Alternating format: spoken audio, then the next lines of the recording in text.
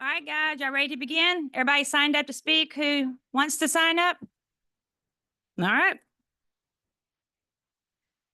Notice is hereby given pursuant to the Texas Open Meetings Act, Vernon's annotated civil statute, Article 625217, that the city of Smithville will conduct a council meeting and public hearing on December 9th, 2024 at 6 p.m. at the City Hall located at 317 Main Street, Smithville, Texas. I call this meeting to order. Councilman Jameson, will you lead us?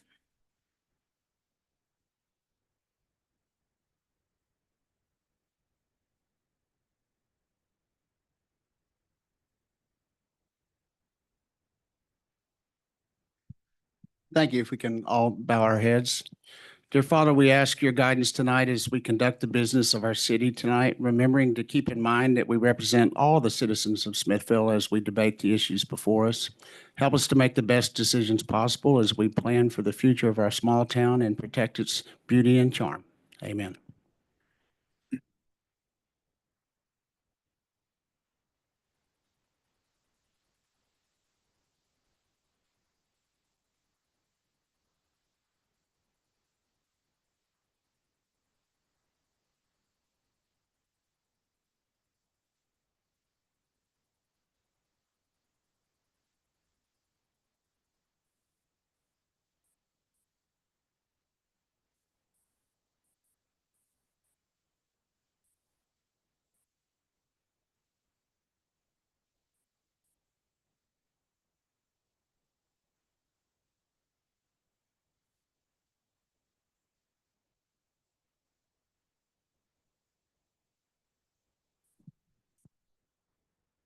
Next item on the agenda, discussion and action on approval of the minutes from November 12th, 2024, council meeting and public hearing on November 14th, 2024, special called council meeting.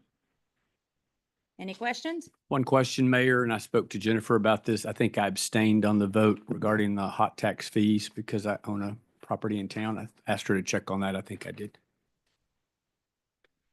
Okay, you shall make note of it. Perfect. Yeah, you want a motion? Yep. I move that we accept the, do you have a question? I think also I abstained on discussion on action on resolution casting votes for the Board of Directors of the Bastrop Central Appraisal District. Yeah, he did because of Jeannie. Okay. Well, we can Thank amend you. them here. You good? You ready? Yes, sir. Okay, I move that we accept the minutes as presented with the two noted exceptions. One, my abstention on the hot tax fee schedule, and Councilmember Jameson's on the votes going to Jeannie Ralph. Second. Motion's been made and second. All in favor? It is approved. Anyone signed up to speak? I have Jenna Beth.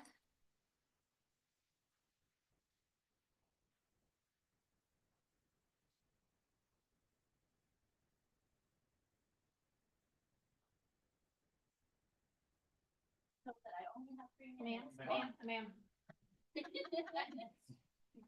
I was told that I only have. Hang on. So I was told that I only have 3 minutes, so if you don't mind, I will be reading it. And you probably don't know me. I'm actually a nomad, but 2 months ago, I stumbled upon very random Smithville. And I was amazed with its charm as well as the spirit of community that I was inspired to write a children's book about Smithville. But not about me, it's about your town. Last weekend, I also participated in the Festival of Lights, and it's inspired me more to give to this amazing community. I'm in the book publishing business, and I have a collection of books. And instead of it being in the storage, I'd really like to donate it to the community. So if you have a literacy program, if you have story time, if you have free library, if you know anything about children, I'd be willing to donate these books. They're brand new books, and I'll be willing to donate all throughout the year whatever you need on children's books. as well as any resources that you need from a publishing expert like me. Um, hold on, just a little bit. And one of the reason I'm doing this is because I deeply believe in investing in our children and youth. And I think one of the most important thing we can do is reading. Reading is a key component to their success. Research shows that children who have access to books early on develop stronger literacy skills, leading to academic achievement and greater opportunities in life. Of course, projects like this takes teamwork, and I'm excited to be part of this community that values collaboration. Oh. In addition to this donation, as I said, I'm happy to supply books, resources, anything. Just reach out to me. In 2025, I'll be in and out because I'm collaborating already with a lot of talent here in the community for the production of the children's book. The vision is every resource that will go into producing the book, except for printing, of course, because you don't have a printing company here, will come from the community. And of course, you know, this will open up a new platform for the creative talent, and also open up opportunities for growth and generating income for the community. So if you have any questions, you'd like to kind of partner with me or help me, please reach out to me, and thank you for giving me this forum. Will you state your name and your phone number? Just, you began, and I don't know if you did that, so that everyone that is listening, that will be something that they will have, okay? Yeah. Okay.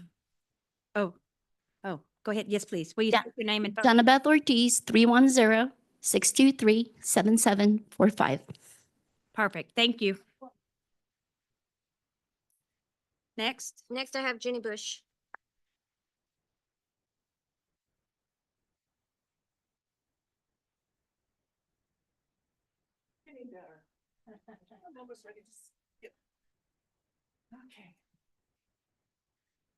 Hello, my name is Jenny Bush, 204th Avenue, Queen of the Hill. This is just 3 minutes for a little bit of housekeeping. A few meetings ago, I raised concerns about the smart meter opt-out program that was issued in 2015. Specifically noting that new residents and utility customers in Smithville were not being offered this option today. At a subsequent meeting, council member asked the city manager for clarification. The city manager's response, as I'm going to quote from the transcript of that meeting, stated, "The option you had written when the system was transferred from analog to a digital system was a one-time option only. It lasted a year. We do not offer opt-out to new utility customers because it defeats the purpose of going digital."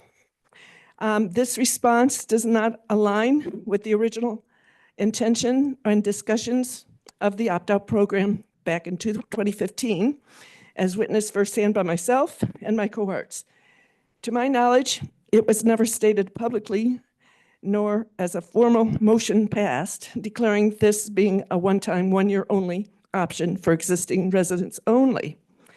Furthermore, the historical records that might clarify this issue are no longer accessible online due to transferring data to the new website. This has caused for confusion and lack of transparency, raising questions about the program's management and intent. So my request to the council is, please review historical decisions, verify whether a formal resolution limited the opt-out program to 1 year for current residents, thus excluding new customers. Number 2, ensure transparency, make all relevant meeting minutes and documents available electronically so all citizens can review the original items and agreements. And 3, reopen the opt-out program. Align with state and federal guidelines, ensuring that no customer is denied service for refusing a smart meter, supporting residents' health, safety, and personal choices. And if all that is needing help, I have substantial documentation supporting this request, which I am willing and able to share. Let's revisit and improve this policy to ensure it serves all Smithville residents fairly and responsibly. Thank you. Mayor, may I ask a question regarding this subject? Statement of fact for the city manager. The current status of this program is there is no opportunity for opt-outs on smart meters. Is that correct? Not for new customers, no, sir. At the time, 2015, it was, the council decided to offer an opt-out program, but it was going to be a one and done type of process. So it required that anyone who had a analog meter, you would check the meter to make sure it was accurate. But the whole purpose of going from analog to digital is to save costs from sending out meter readers. So an opt-out was developed. There's still, what, Jennifer, 8 to 12 people that are getting opt-out, but we are not offering it to new customers at this time. Those who do choose or chose the opt-out are paying what, $15 a month? 10? I thought I saw 15. Yeah, it should be 15. That was changed in 2022, October 1st, 2022, from 10 to 15. If your bill says 10, then you're getting even a better deal. You Ms. owe us Bush. money. Robert, I'm sorry, Mitch. I was just going to ask, are those customers that are those 10 or 15, will they eventually be absorbed into the other system, or can they go on for a, They will continue as long as they have that utility account. okay. Well, how much latitude do we have to talk about an issue that's not on the agenda? Just, can we ask a few questions or should we wait? You can put it on the next Okay, agenda. I'll make the recommendation if my colleagues are okay. I have a bunch of questions. It's health related more than it is, because it sounds like the way it was originally approved was not maybe consistent with what a lot of people think the value of the opt-out is, which is health. And I think there's a lot of other questions. So can we just have it put on the next agenda? Do I have a second on that? I would like to support that we I'll do second. put this on the Okay. next That agenda. way we'll just do it. And that way we can have a lot of discussion. For you. Okay, perfect. Thanks. Anyone else Eh, signed up? Oh, I'm sorry. Is there like a summary, since that was a few years back, just to bring us up to speed without, at least for me, without asking a lot of questions that perhaps is somewhere I could just read about Well, it? it would certainly be Is it- helpful if it's going to be on the next, to include the council action, the minutes, because apparently the council took action and it was some specificity as to what they approved. It'd be helpful for me and I think the council to know exactly what was approved. So we know. I tried to go back and find it and it, I guess, did not transfer to the new website to actually go get the agenda meeting and minutes from that meeting where all of that was done. If we could make that available to all of us to be prepared to discuss it at the next meeting.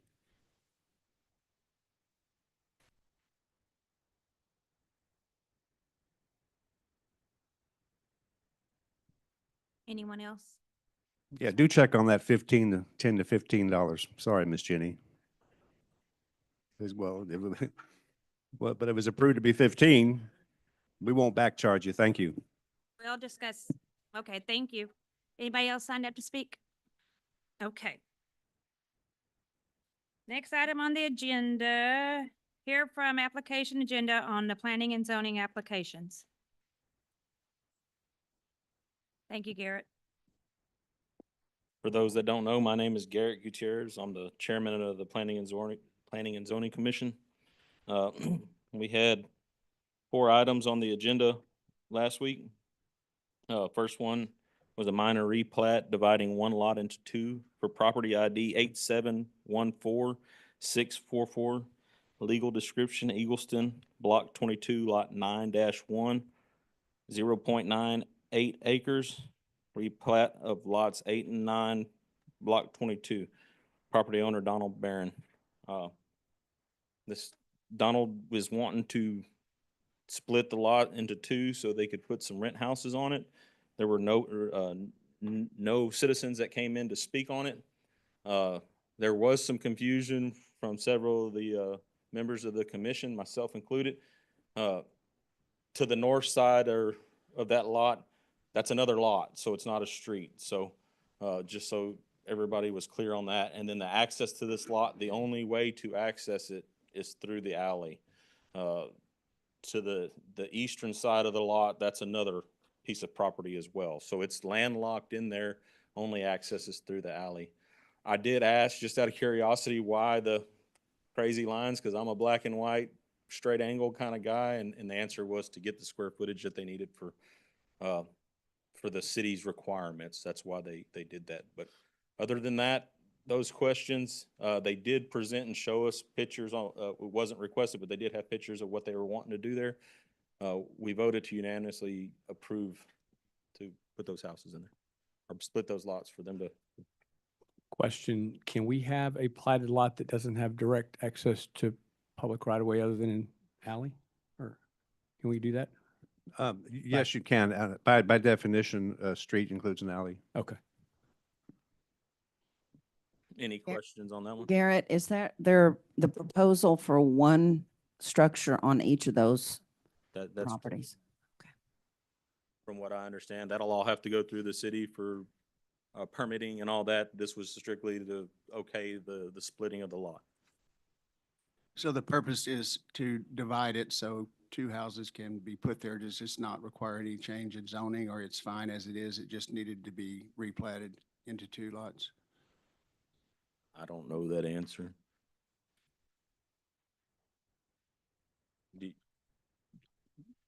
We're good with the I don't want to zoning. go off record on that. I asked the city manager, in a case like this, would the front setback be measured from the alley or on that? And he thinks that that's true, That but it would was be dealt discussed and with. it was asked. So if you look at the original property, it has the setbacks all the way around it. I did ask the question, if this was to go through, they would have to resubmit showing the setbacks for each lot. Right.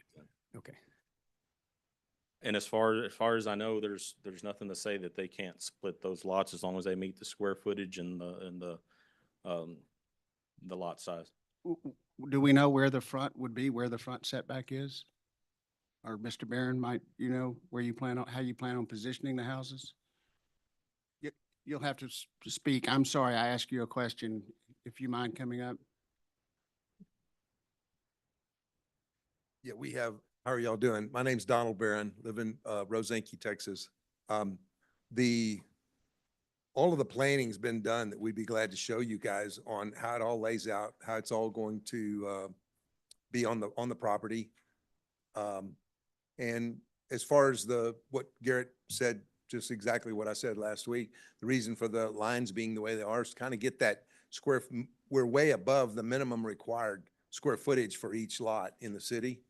And, you know, back when we first subdivided this from the lot the house that's over on Jones Street, Jack Page at the time asked the council to give us access from the alleyway so that it would be formal, not just a given, not that. That was a while back, and I don't have that document in front of me, but I'm still trying to find it.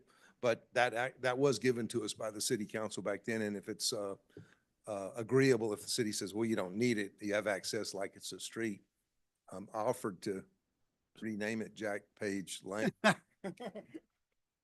I'm just curious how you might be positioning the houses so as to looking where the front setbacks might be, and just so you don't have to Very, come very back. much, Mr. Jameson, very much off of that plat, the west side of it, they'll be parallel.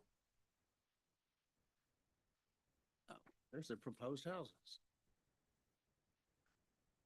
Thanks to what my. Whether or not you can find that document, we have confirmed with our general counsel that you can utilize the alley as access. So for those that don't have the drawing in front of them just yet, on the southern part there, the little strip, that would be a driveway there going back to a house that would be in the back. Albert, don't we all already have a precedence for that with the ones that Sweeney built off of MLK, because their access is alley? Their access from the rear is alley, but the front is 95. So yes, correct.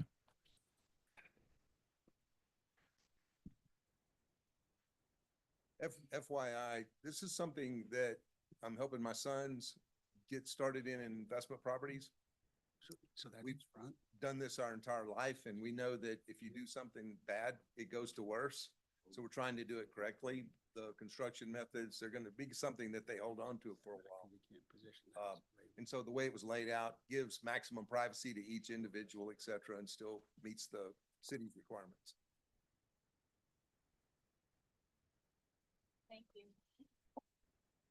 in their submission to the commission and the paperwork, and I'm sure y'all have that in front of you too, it does say that they would do everything to conform with the city's and be in compliance with the city.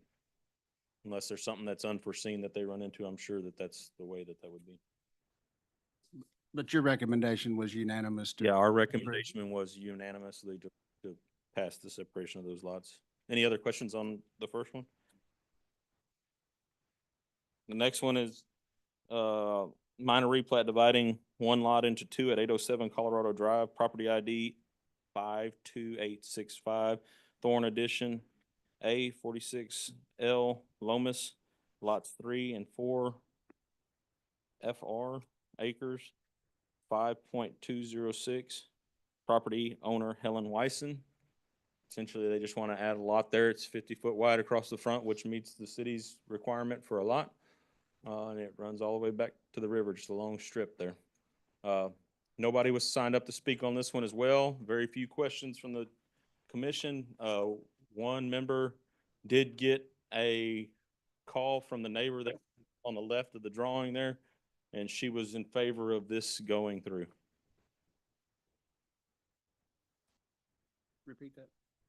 The neighbor to the left was in favor of this going through and being done. We did approve unanimously. I was making sure there was no other questions first. The next one, variance request for an additional site design standard of a masonry wall or other equivalent noise attenuating barrier for 300 Northeast Loop 230, Town Site Block 35, lots 1, 2, 5, and 6. Property owner, Capital Area Rural Transportation System. Agent David Marsh, General Manager. So this is the Carts property that's on the loop. It has never had a masonry wall on the backside of it, even when it was a mechanic shop. So that shop has since been removed. They are remodeling the front building to have, from what I understand, classes there. I think they're going to partner with the workforce training to have classes there. Of course, you'll have parking on the other side. There is a green space. He had real nice, pretty pictures of it all. So between the building and the next property or the house there was a nice green space, potentially put picnic table or something out there. But it also gave you a little further buffer zone away from it. So we did unanimously vote to allow the, I call it chain link fence, and it has slats in there to make it to where where you can't see through it, to separate those properties there. The effect of putting the wall in tall enough, they would have to put a footing so wide that it would probably kill the trees that are all through there. Some pretty good sized pecan trees and stuff like that. So to dig it out and put the footing, they would have to dig through the roots of those trees. So this is less invasive to the So currently, there is no noise attenuating structure, and this variance is to allow one? This is to allow a fence that's not a masonry wall.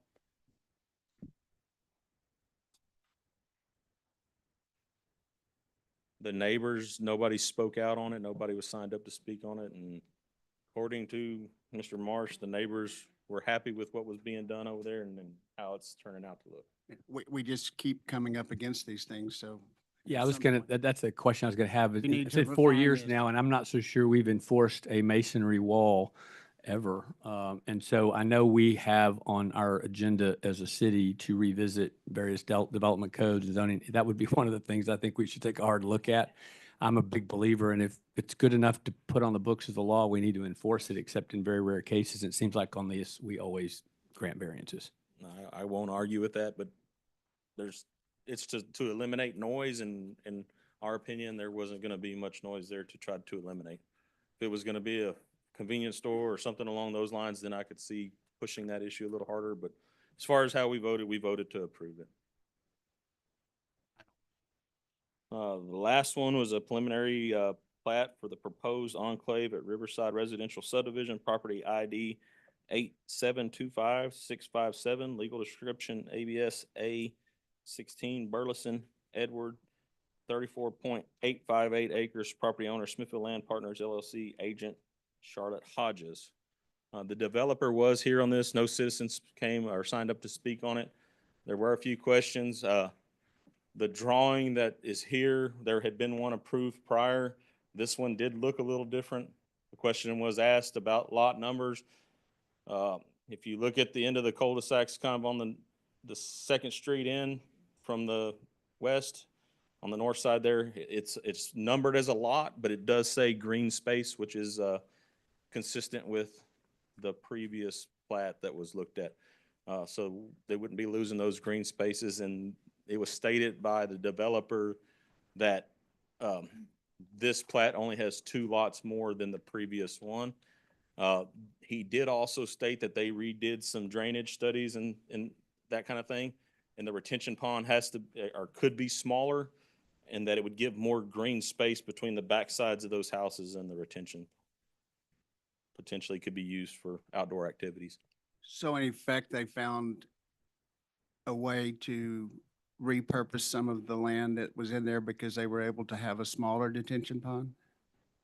Trying to see how. The difference- footprint really doesn't look much different. They did change a couple of lots, one of them, and I can't read the number from here. That changed right through there, and then there's the long, narrow one on the next cul-de-sac up. They actually, the one lot, if I remember right, came real far down, and they did away with that, and now there's a lot that can run straight down the backside of the 4 that are in front of it. I'll have more questions, but I'll wait till we go to open session and maybe we can ask Mr. McCullough. We did vote to approve that preliminary plat as well. Yes.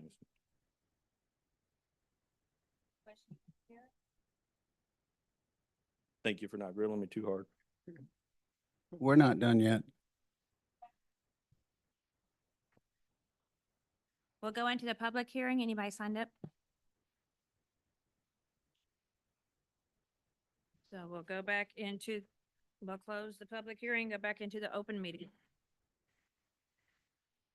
Discussion and action on a minor replat dividing 1 lot into 2 for the property ID 8714644, legal description Eagleston Block 22, Lot 9 through 1, 0.498 acres, replat of lots 8 and 9, Block 22, property owner Donald Barron.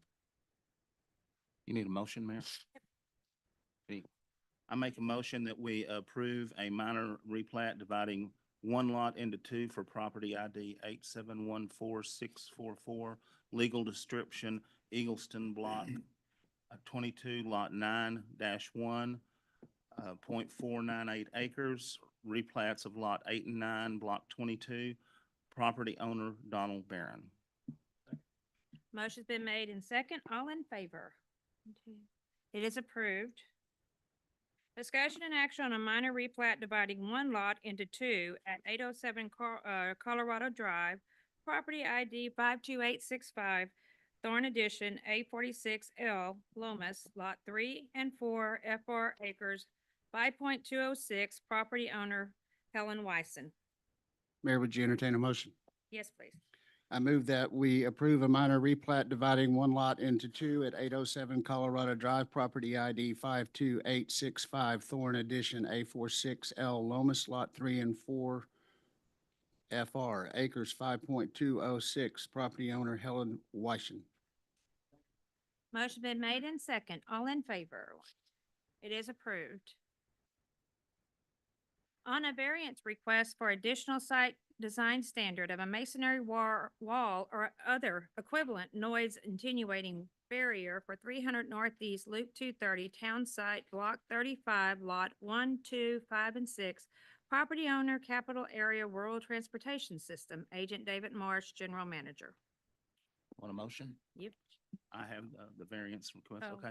I move to recommend approval of the requested variance of additional site design standard for a masonry wall or other equivalent noise attenuating barrier for 300 Northeast Loop 230, Town Site Block 35, Lot 1, 2, 4, and 6, property owner Capital Area Rural Transportation System, Agent David Marsh, General Manager. These are the following findings. The variance will not be contrary to public interest, and there are special conditions affecting the applicant's property. And because of the special conditions, literal enforcement of the ordinance would result in unnecessary hardship, and the variance observes the spirit of the ordinance and substantial justice is done by granting the variance. Mayor, Second. Before the vote, just a comment. This is one of the things that I hope that we move forward on possibly when we come to item 22 in the agenda of identifying action items for the following year to help us address this particular situation that seems to keep coming back up, so that we can address what seems to come across as us being consistently inconsistent on application of some of our ordinance. So I would like to see us discuss that in the future, but I'm in support of this. Motion's Second. been made and second. All in favor? Approved. On a preliminary plat for the proposed enclave at Riverbend Residential Subdivision, property ID 8725657, legal description ABS A16 Burleson, Edward, 34.858 acres, property owner Smithfield Land Partners LLC, agent Charlotte Hodges. Council? Would you like a motion? Okay. I make a motion to approve the preliminary plat for the proposed enclave at Riverbend Residential Subdivision, property ID 8725657, legal description ABS A16 Burleson, Edward, 34.858 acres, property owner Smithfield Land Partners LLC, agent Charlotte Hodges. I'll second that. Motion's been made and second. All in favor? Mayor, before we go forward, I do believe that the second opens debate at this point. And I do have some questions that I would like to ask if Okay. possibly Mr. McCullough could come up.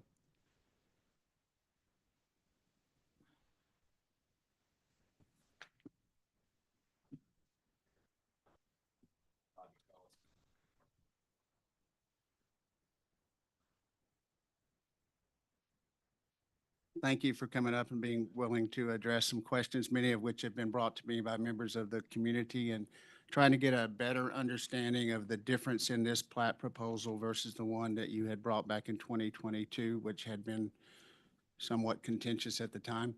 And so just in general, the differences between the previously approved preliminary plat, I know it wasn't final, and what you've been able to do to this one. I mean, you've picked up 2 lots. In general, how did you get there? And then the second thing, there was a somewhat controversial variability clause that was built into the last approval, where you had agreed to vary the setbacks and possibly the facades and put in some green space and some other things. Just in general, could you address those? So as you had mentioned, we were back here in the latter part of 2022, and I believe, don't quote me, but I think we got approved, I think January 2023, right around that time. So we were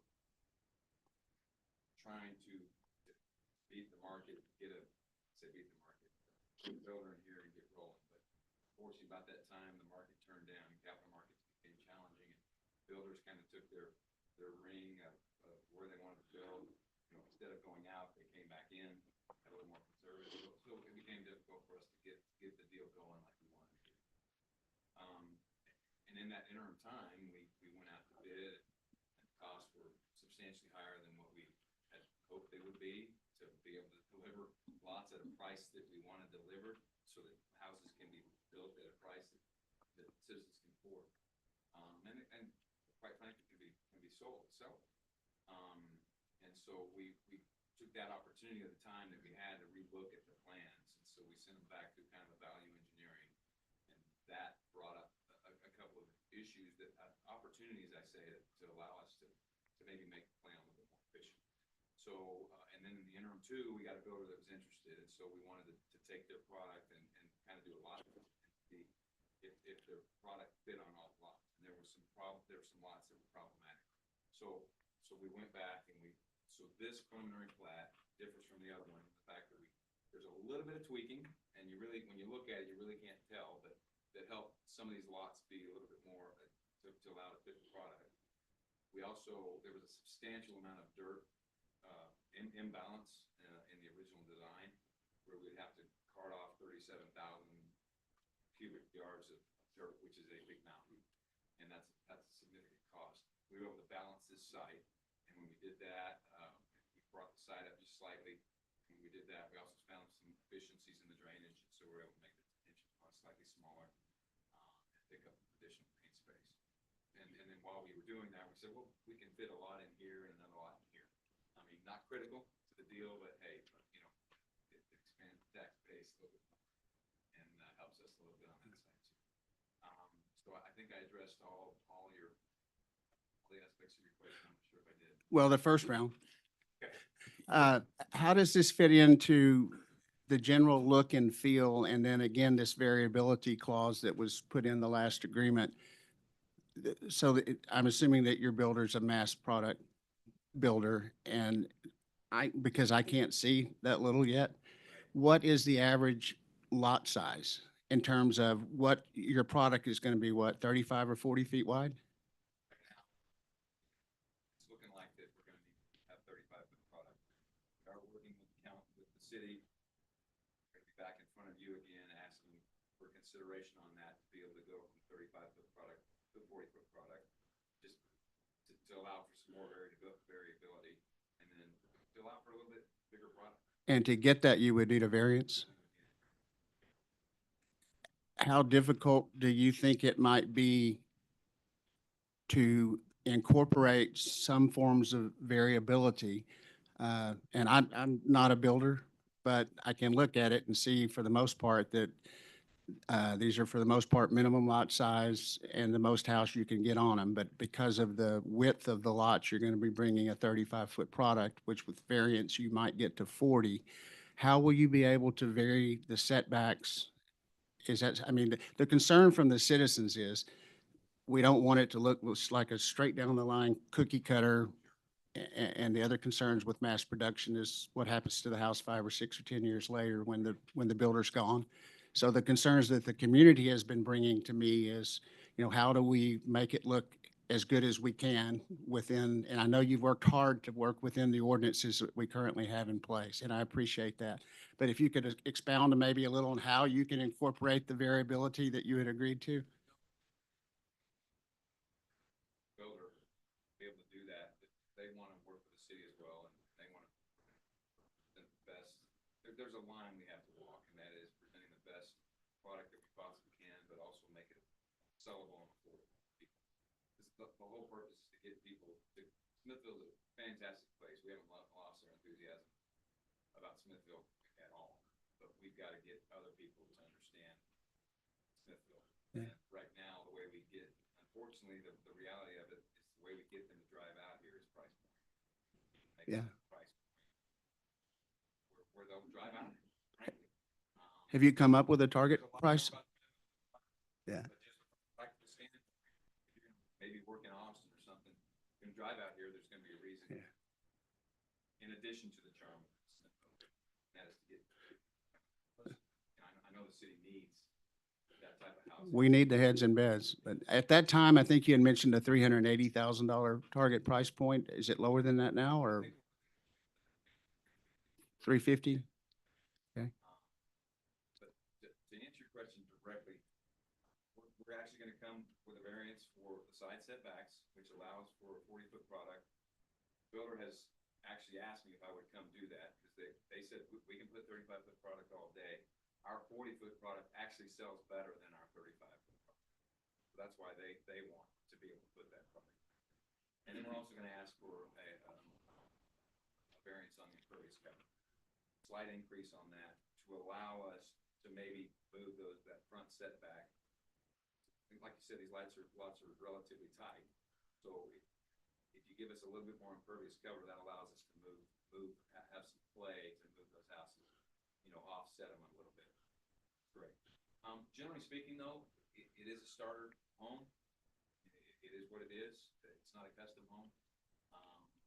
They do have it's not gonna be the same house. That's just not what they do. But there will be various duplications of the same house with different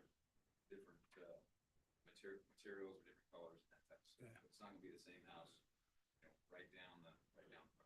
when y'all come back with that next request, is there a way that you could come in with some more, a better definition of what at the time I had called it an unenforceable clause? A very subjective in terms of what you might be able to do for the aesthetics of it and variance of the lot lines and the facades and things. Can we get a little more meat behind that so that we can feel like we've actually got a commitment on specific things that might be enforced? Yeah, I may have to bring the builder in. Please. Yeah. That's still working with him. I gotta make sure, like, Yeah. can't pay it at the lots. Yeah. We're also working with the city. to Okay. Deliver a higher quality community. Yeah. We'll get to that. I can ask the builder. Okay. And I want to reiterate, as I did 2.5 years ago, and I wasn't on council at the time, but I was pretty vocal. I'm not opposed to this project, never have been. My opposition back then had more to do with the 380 agreement and some other things, but we need this. I want it. I just want to take into account the concerns that citizens have raised with me because that's who we represent. Yeah, and I understand and appreciate that. This is a partnership with the city. Good partnership with the city. We're invested in the city, investing more, and we're hoping to invest more. We want to help you attain your goals. Part of that goal is to expand your tax base, to take some of the burden off of current citizens, and then bring new blood and people that can sit at your restaurants and work at your restaurants and shops and everything. Okay. We're excited about it. We're investing. We're here. We want to be a good partner with you. Absolutely. Thank you. I didn't mean to hog all the time, Mayor. We appreciate you being back on the agenda. Okay. Yeah, Todd, I got a couple, and this could also be city manager too. Help me to the extent you can, understand going forward, what is the timeline and the sequence? We had this 380 agreement. One of the components of the consideration and deliberations by the council had to do with this variability, which is a fairly subjective metric that I'm interested to see how is going to be interpreted. I know the production builder that you're dealing with, and I know that that's going to be a challenge. That's not their business to be variable. Their business is to do the exact same thing over and over and do it very cheaply and very rapidly. But sequencing, you've got this preliminary plat, then you're going to come back for variances on the side yard setback and impervious cover. I know they want to build the 40-foot product versus a 35 because it sells better. I think most people would appreciate the trade-off between a pretty minor decrease in the side yard setbacks in exchange for less of the garage in the front and a little bit more width on the house. But the rest of the stuff, tell me when you think you'll come back for that and kind of what the timing is. You think it's January? Back Okay.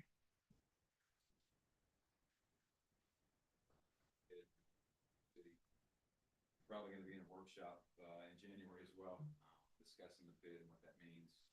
So, all that goes smoothly, which Yeah. like we hope to. Want to be under contract with them, and we want to be turning dirt by the beginning of the second quarter of next year. And so to the extent you can, and it doesn't have any bearing on my support on this, but I think it'd be very helpful this is the first real production subdivision that has happened, I think, in Smithville. And more of these are going to happen. This is the way small towns develop. They first start out with the Lennars and the D.R. Hortons and the Guian and those, and they kind of prove the market up. You get heads on beds. That provides some critical mass. Then you get your move-up builders and all that will come. It happens pretty consistently.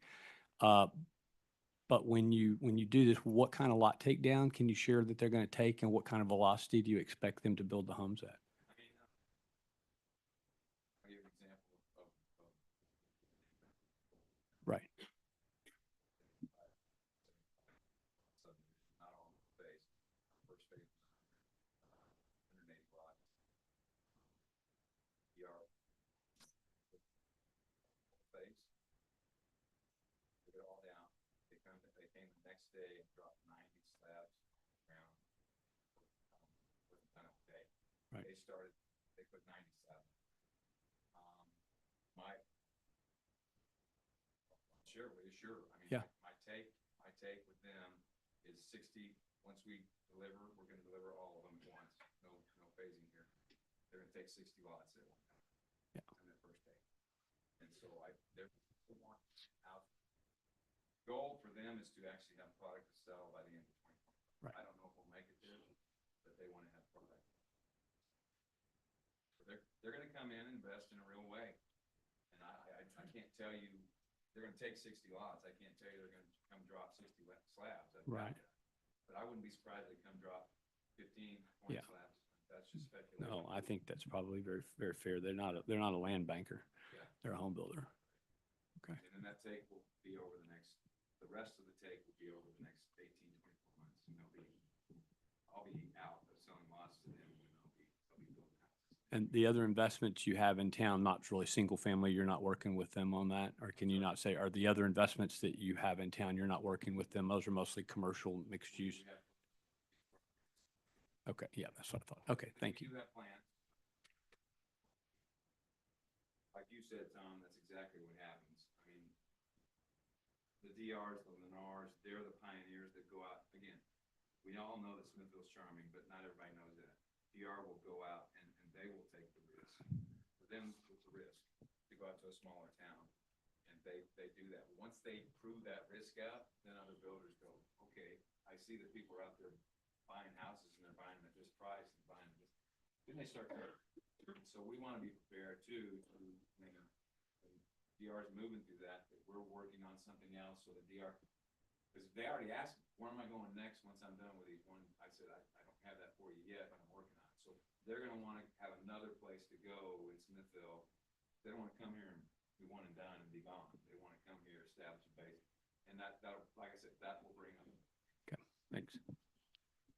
That workshop that you referenced is tentatively scheduled for January 15th at 5. The whole time. Public Improvement District Sorry about that. workshop, FYI. I guess you can hear me now. Yeah. Can you what repeat said, please. everything? Sorry. I'm sorry, what'd you say, Robert? Mayor, if I may ask the city manager a question, just for the edification of the rest of us in terms of the 380 agreement that was in place, how much of it is still attainable? What has not been achieved yet? And help us understand, I believe there was an amendment at the end of 2022 when the project was extended, but it also changed the scale of the discounts from 50/50 on electric and water and sewage, which is now 100% sewage and nothing on the others.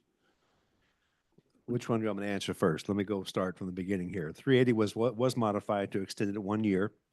The goals, performance-based metrics that were identified, you started the project, so you got credit for that. But here's the thing.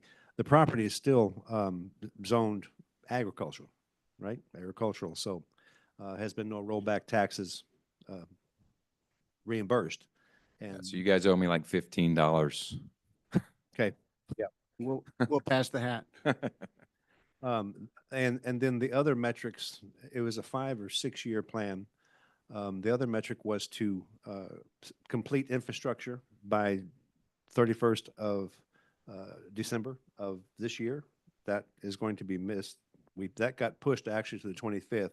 So you could possibly get credit for completing the infrastructure should you do so by the 31st of December of next year. And then after that, it's the selling of 30 lots in increments that equated up to 112. So the 380 in and of itself is still in effect based upon those metrics. We will be, we go down the road with the PID, we will be looking at that 380 and maybe how that incorporates and how that all, it will probably change. And then what If I- happens with the reimbursement or the performance-based metric, should you hit it, the Right. developer pays the taxes, and we reimburse him that tax amount after attainment of the performance-based goal. Okay? Thank you. So, City Manager, do you have any insight you want to share as to how you're planning to enforce or interpret variability in that 380 agreement? Well, as you said, it's very subjective. That was one of the issues that we had. Thank you all for coming.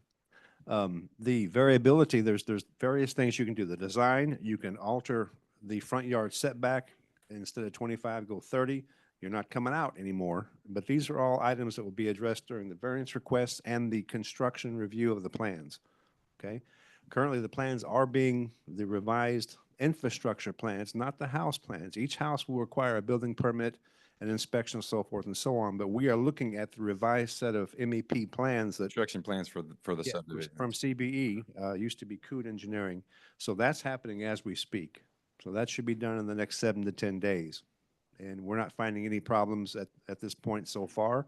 The civil engineering, third-party review firm has validated the fact that your post-development stormwater runoff is going to be less than or equal to pre-development. So it looks like you're good there, but I don't want to get ahead of myself. Sure. Okay? So Mayor, if we pass this preliminary plat as proposed tonight, there will still be opportunities to address the variability clause and in ways of having that enforced. Yeah, absolutely. I mean, that was the point of the question, was to give The Robert help the opportunity to agenda explain is On a that preliminary plat, that's what we're voting on. I tonight, just want is to the protect ourselves plat it's or at the proposed. variant stages where that's We're probably going nothing to. about it because I don't have a it's on the problem agenda. passing it like this as long as we still have the opportunity to address those issues when we Right. get to the We're variance voting on the level. preliminary plat tonight. Yeah. That's it. No other words. So that's my heads up, Don. Okay, Right. so I had a motion, I think. I'll second it. Second. You had a And motion and a I got second. all in favor. Oh, we're holding. Washington. Motion and a second. All in favor. 1, 2, 3, 4, 5. Approved.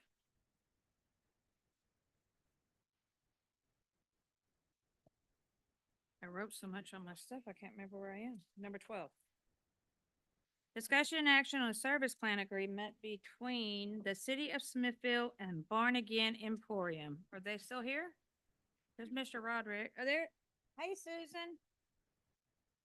You might want to come up in case I have any questions, but I'll do my best here. All right, folks, Born Again Emporium and Susan came and Jan and Bill wanted to investigate the possibility of annexing the BAE property on Loop 230, 2.011 acres. And as part of the annexation, the voluntary petition for annexation, you have to do a service plan or a service agreement, which tells you the type of services you're going to provide the Born Again Emporium as we go forward after annexation. And basically, they already have all the services, with the exception of police support and a residential utility rates. You're paying 1.5x because you're outside the city limits. So this is an opportunity for them to have law enforcement coverage with a lot better response time than they've experienced with the county, and to reduce their operational costs from the higher utility rates that they're paying as not being inside the city limits. That pretty much cover it for you? Okay. So the service plan has been written and signed. It's just documenting as part of the requirement. Typically, you have 60 days after annexation with which to provide those services. But again, this is a very unique situation where the services are already there. So it's kind of a dotting the i's, cross the t's as far as this service agreement goes. I will say that I met with Susan before this. She had talked to me about annexing, and I was more than excited for this to move forward. A little history about Born Again is a local rural all-volunteer nonprofit thrift store that began in a garage in 2014. Being a small community with limited resources, the Minstrel Alliance established Born Again Emporium to raise funds and to sell used goods to benefit people and charitable organizations in the city of Smithfield area. And you have done that well, and we appreciate everything you give back to the city of Smithfield and surrounding areas. I think you're at 12,000 square foot now. Your building? How big is your building now? We're 84 and we added, what did we add, 34? About 12. It's beautiful. And I appreciate all the hard work that the various volunteers and organizations from Calvary Baptist Church to Colorado River Cowboy Church, First Baptist Church, St. Paul's Catholic Church, First Presbyterian, First United Methodist, Grace Lutheran Methodist Church, and other various organizations. Oh, and the Arbics. Hopefully I didn't leave nobody out. And one thing that I appreciate is the Born Again Emporium accepts grant applications from qualified organizations with whose primary function is to meet human needs. So, thank you. Anybody else have any questions? No, I just pointed out to Jennifer earlier that the ordinance number has the old council roster on it. What? Okay. Mitchell, you got any questions down there, Mitch? Not yet. It always throws me off because this is a prerequisite for annexation, but a lot of the meat of the discussion would be down actually when we discuss the annexation itself. And now we're just talking about the service plan agreement. Is that correct? But before we can move forward to discuss annexation, we've got to approve the The service plan agreement. service plan. Anything you need to add? But if we were to approve the service plan, we could still not approve the annexation, correct? Okay. So what do you, so I'll entertain a motion on this part? I make a motion that we approve the service plan agreement between the city of Smithville and Born Again Emporium. Second. I'll second that emotion. Motion's been made and second. All in favor? 1, 2. Okay, that part is approved.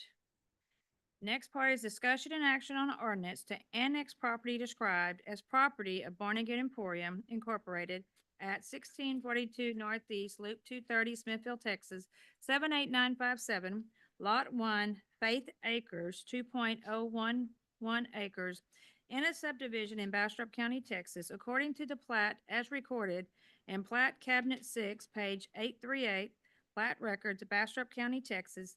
This property is within the city of Smithfield's ETJ. Questions? Comments? To me, there seems to be a wash in revenue here from the benefit that Born Again is going to receive by no longer having to pay the 1.5 times rate for utilities. But we will gain a small amount of incremental sales tax off of that. I think that for us, and I think that those of you who have been involved in making this happen are already trying to use this as a catapult to talk to the other businesses and buildings around there so that maybe we can go forward and do the same thing. So based on that, I think I'm pretty happy to go forward with this because I think it can turn into even better things. Make a motion that we move on an ordinance to annex property described as property of Born Again Emporium, Inc. at 1642 Northeast Loop 230, Smithfield, Texas, 78957, Lot 1, Faith Acres, 2.011 acres. Is a subdivision in Bastrop County, Texas, according to the plat as recorded in Plat Cabinet 6, page 838, Plat Records, Bastrop County, Texas. This property is within the city of Smithville's ETJ. Second. Motion has been made and second. All in favor? 1, 2.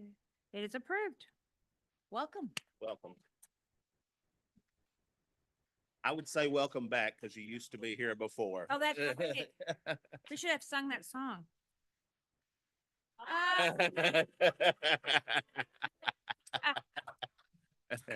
Yay, that's very nice. Yeah, don't put it on the shelf. That's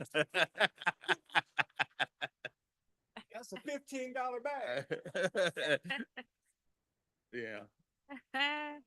Number 14, discussion and action on amendment to the current facilities use agreement 15. with the Smithfield Little, I done with that. 15. Oh, let mine get off. Oh, yes, I'm off it. Yes, 15. I don't know, mine got off. Whoa, we're good. I don't know what I did. Okay, discussion action on the amendment to the current facility usage agreement with the Smithfield Little League. And I think Alan Butler and Kayla Smith is here. If y'all want to come up to the microphone in case somebody has a question. You wanna get to the background? Thank you, because I don't know where I am. Okay, council, mayor, and citizens, the Smith Little League, we've entered into a facilities usage agreement last year. We want to modify that agreement to allow the Smithfield Little League to manage the project. Currently, the city, through your action, provided or will provide $50,000 dollars to the project through the 2023 tax note. What this First Amendment does is it documents that 50,000 and will allow the Smithfield Little League to manage the construction of the facility, which will in turn eventually become the city of Smithfield's property.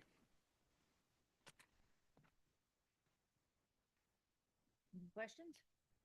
Did you guys, Alan, you're coming to this agreement with your board is fully on board with this? You've been through and you've got full support of the board? As far as I'm aware, the discussions we've had, everyone on the board wants to get this project done. Okay, so this has to do with managing the construction. It's not into the intricacies of managing scheduling of the fields or anything else, but this has to do with Construction. you guys are going to manage the construction of and the concession stand itself.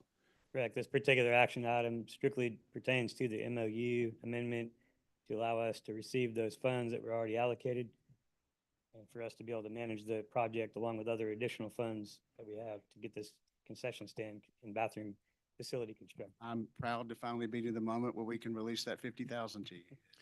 Let me add to that, just for clarification, that this is the proposed layout. The plans that they're developing will be going through a third-party review to check for code compliance, which will include drainage, all the things that we do with a normal development. One of the main reasons why we wanted to do the First Amendment to allow them to manage the project was the red tape and the possibility of the donations that come from either in-kind or dollar amounts from other entities or organizations. Once you start doing that with the procurement process of anything over 50,000, it gets very complicated. We feel very confident that Mr. Butler and his team are going to build a good product. Okay. I'm excited to Questions? finally see it happen. Alan, so I know I was out there visiting with you not too long ago. Is the concession stand, bathrooms, and is there storage in there? Refresh my memory. What all is involved in that construction, Correct. So the that building? Yeah. current plans that we have drafted up that Kayla was able to acquire for us essentially shows a bathroom facility, concession stand, and then we have had some discussion about additional storage overhead. We still have to go through the proper process to get compliance for ADA and those types of things. If we can do a two-story structure, it may change to be a more elongated structure where we might have to nix some storage. There's been additional discussion amongst the board to maybe do some different storage on the complex in a different location in order to achieve what we need to here to be in compliance. Okay. No, I was just gonna say, taking down the existing two-story building, which has the old bathrooms and the concession stand building that was burned. When we eventually take all that down, we won't have any storage, basically what we use now. So that's why we're trying to find other Avenues. through that. So- Well, removing that burnout building, and the structures that are no longer being used, is that part of this 50,000? Is that part of, or is that strictly for the new construction? So, good question. So in the interim, until this is constructed and construction's complete, we can use this facility. The idea is to continue using the existing structure. The burned out structure, the only reason we have access to it currently is we need electrical access. We do use the bathroom facilities and the storage facilities currently. We'll plan to continue to use those until this is constructed. Once that's completed, then we would like to see it demolished and removed so we can do other secondary phase projects. Question, Mayor? Oh, I'm sorry. No, please So finish. what's the timeline on the construction of the new building? I mean, I know it hasn't started, right? It's still in the preliminary stage, the So we hope to get the design phase completed, design phase, yeah. probably early in January if we can get that completed. We'll get that submitted. Once that goes through the proper permitting process and get that approved, then we can start working through the process of getting it all coordinated for bids and construction. And we do have a lot of folks in the community that are willing to donate aspects of the construction as well. And so we just got to collaborate, get all that put together and work with the city on that.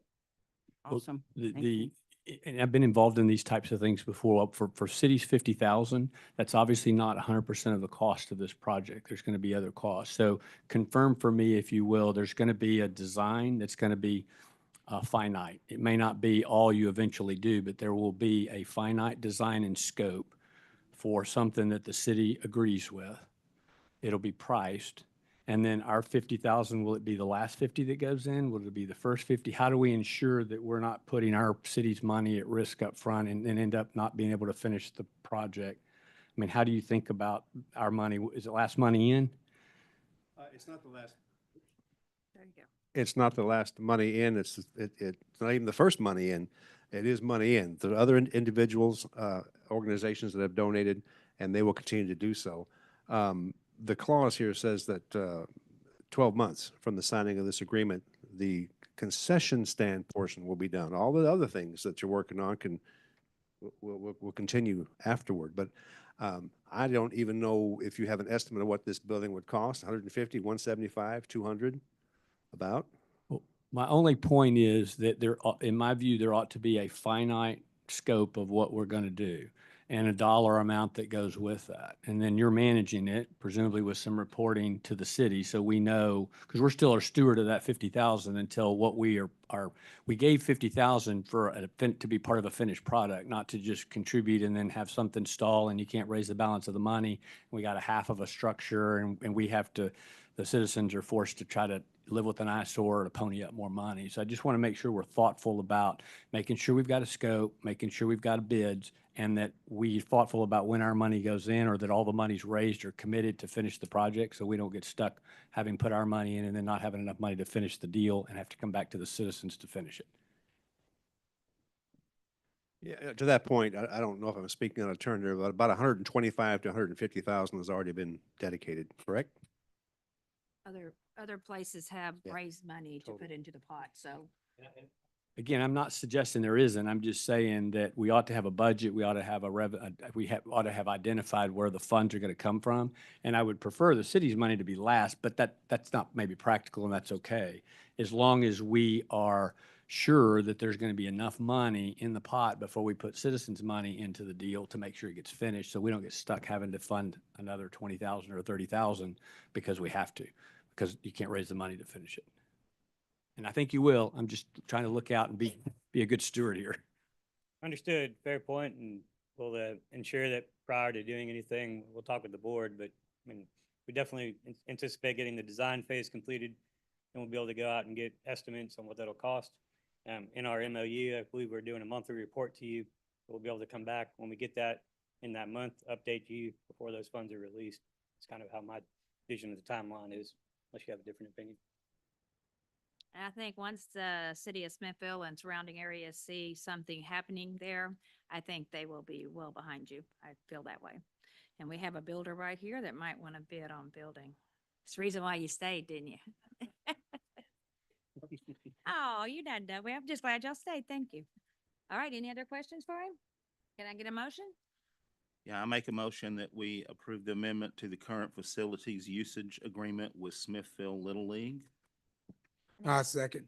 Motion been made and second. All in favor? 1 and 2 approved.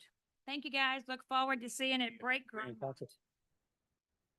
Discussion and action on a resolution authorizing the submission of a Texas Community Development Block Grant Program application to the Texas Department of Agriculture for the Community Development Fund. All right, Mayor. Take it away. All right, Mayor, Council, and citizens, this is another opportunity we're taking advantage or going to leverage to help try to fund the wastewater rehabilitation projects for wastewater in Willows. This is a $750,000 grant with a 5% match. The deadline for the pre-application is in 5 hours. Jill, where are you? Thank you. Wait, let's make sure you're here. Right.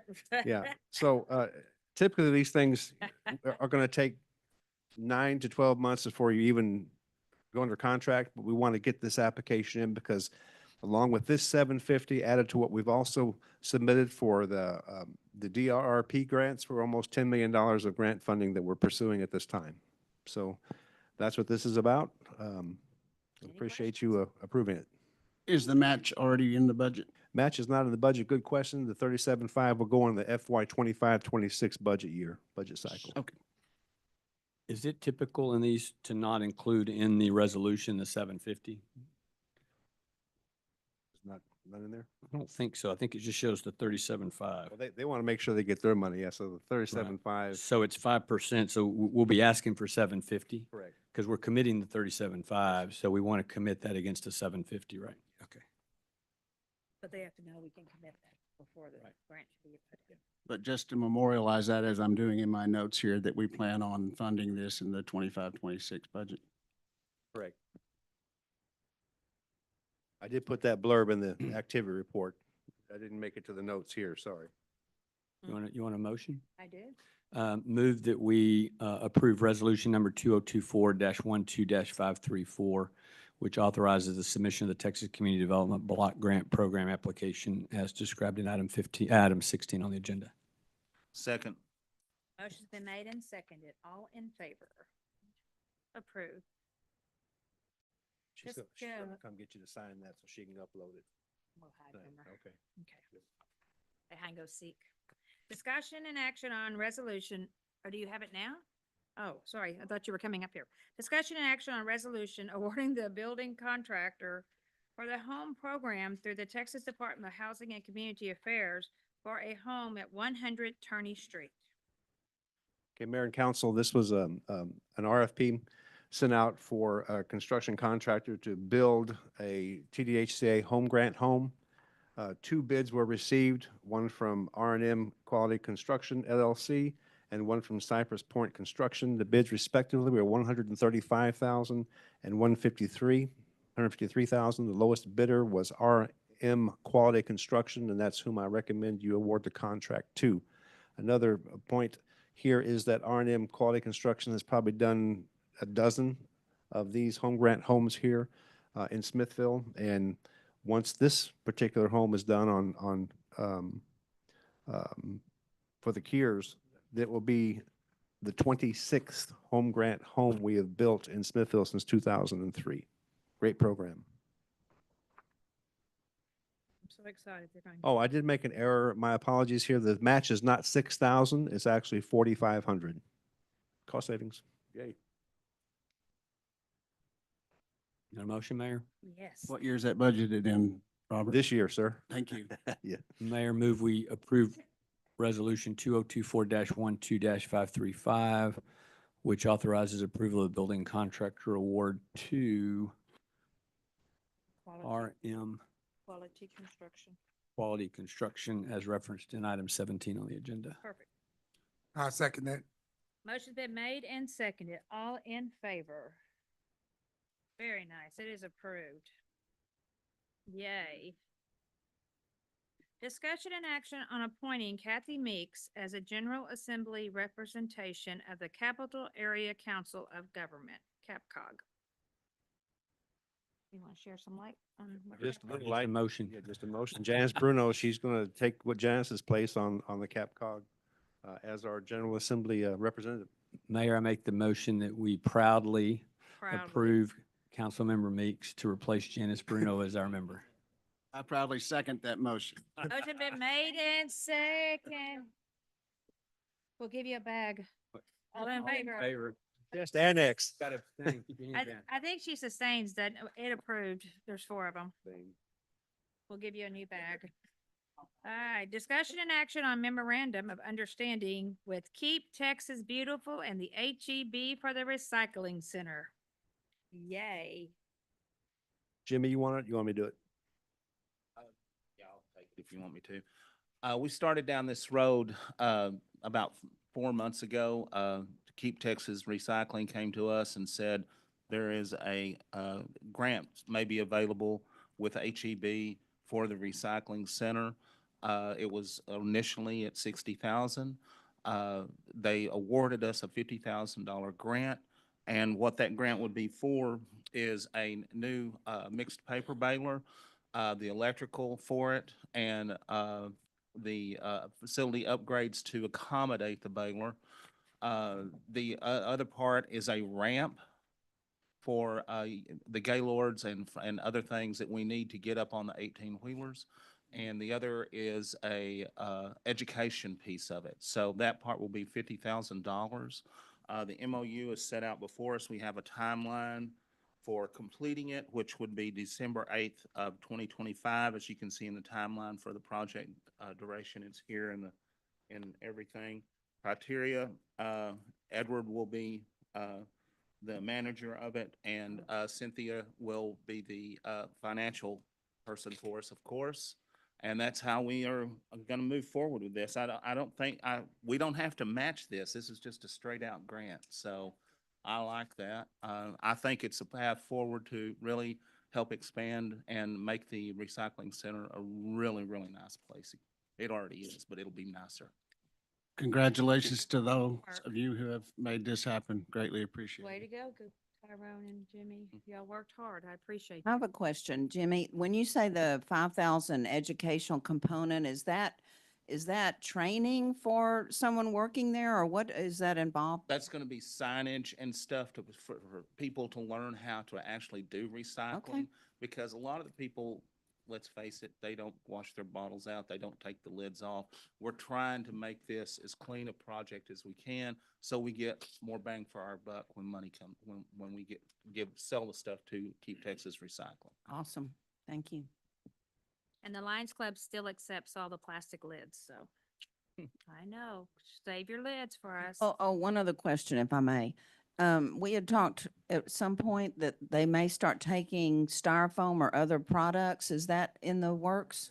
No? They'll never take styrofoam. Styrofoam is. Or glass, was it? We were talking There was about talk of glass. glass, but the machine for glass is so expensive that I do not believe we will do it. If you look at LaGrange, not LaGrange, but the Fayette County Recycling Center in LaGrange, they lose $250,000 a year. They have a huge budget and they still lose money. Wow. So we are probably the only recycling center in the area that's a break even. We don't make money, we don't lose money.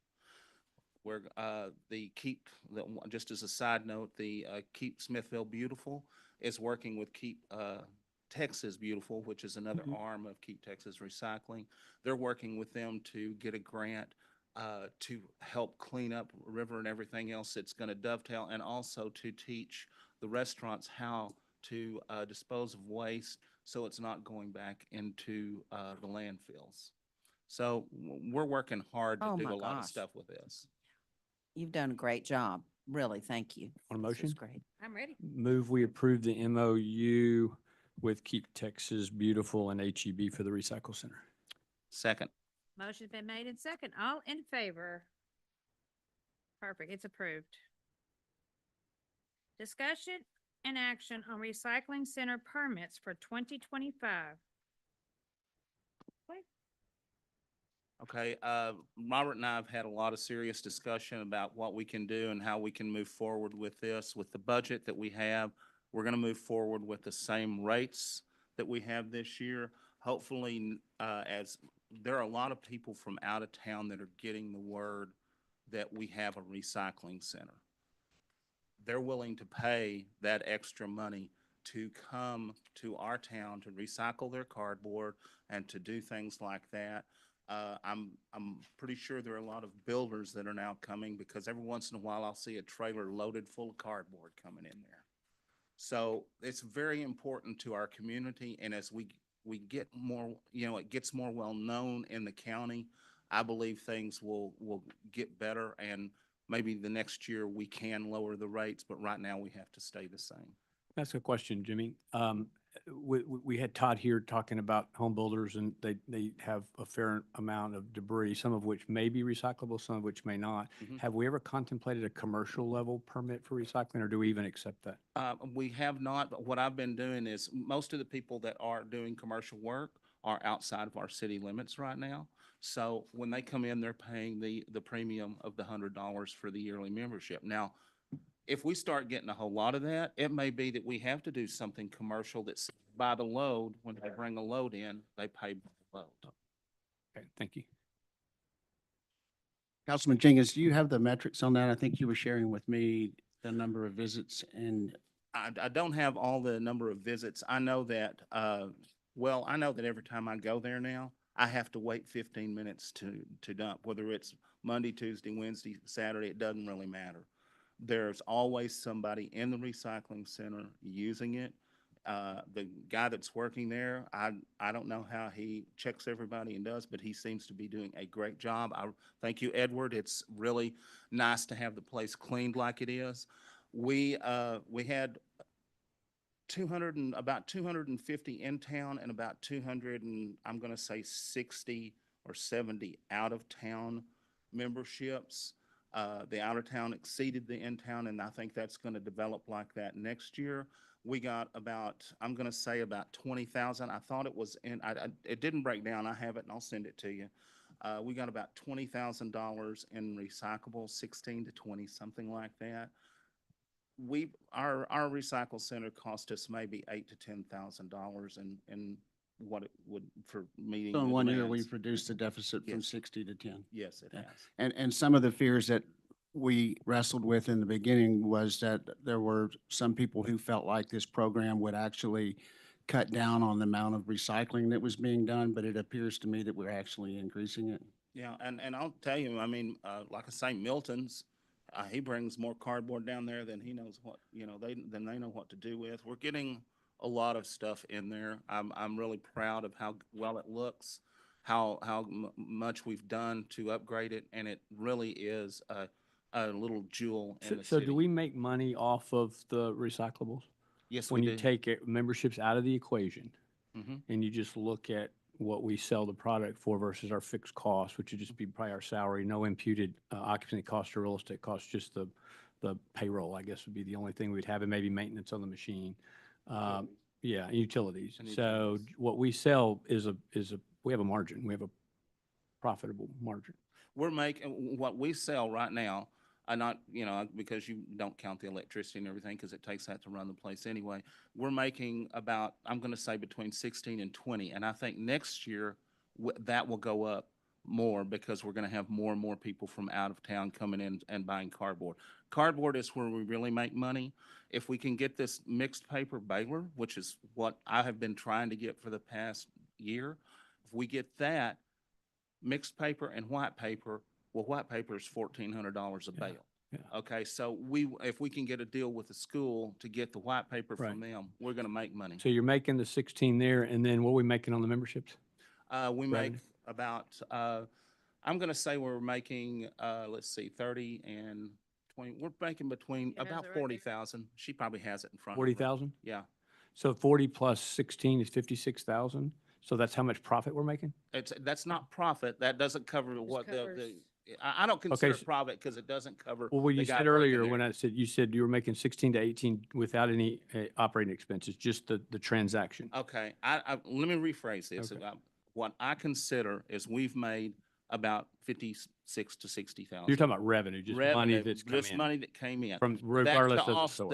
offset the operations, Okay. and that's what I wanted it to be, is no charge to the city. It's an operation that didn't make money, nor did it lose money. That's Okay. what I'm So trying to it's get at. so it's right now it's essentially break even. Yes. Perfect. It improved it from a $60,000 net loss to almost Yep. even. So that's a tremendous accomplishment, and I do appreciate the work that was done to get us there. So if you don't know what to get your loved one for Christmas, surprise them with a recycling tag.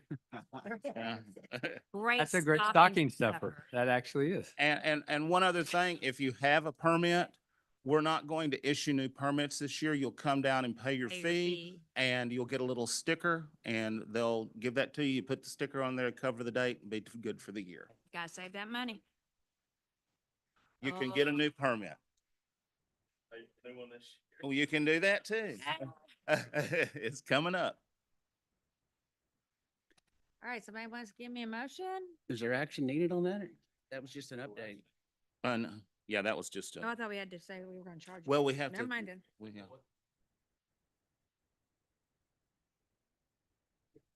Oh, so it's already there. Okay, never mind. Do you want a motion to say we're going to keep it the same? I Yeah. move that we keep the recycling fees the same as presented just now by Councilmember Jenkins. Second. Motion been made and second. All in favor? Thank you. Approved.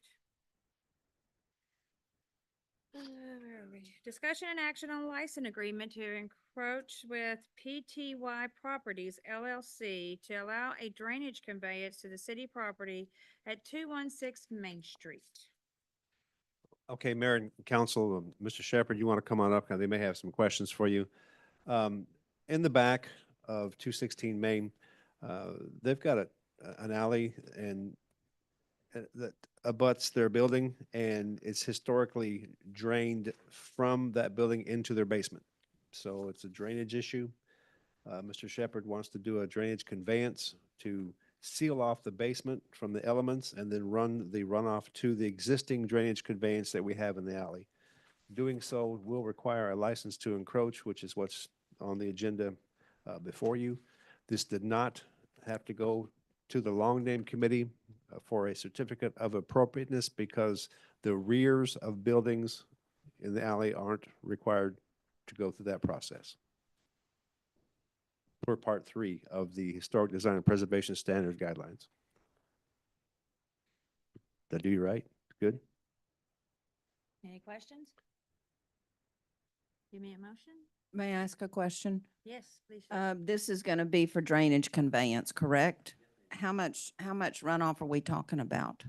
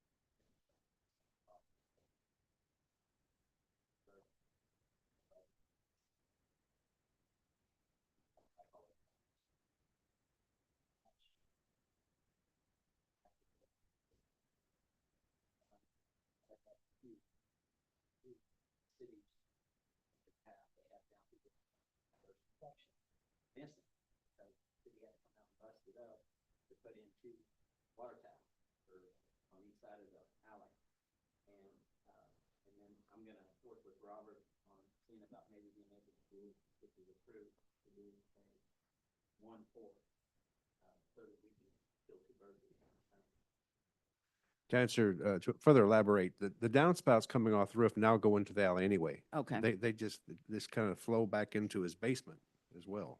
So So it's really just the redirecting it. It's not so much additional runoff. It's just redirecting it differently. Okay. So that, Ronnie, there's no maintenance required of these improvements? Yeah, so the city will just be part of the alley. Okay.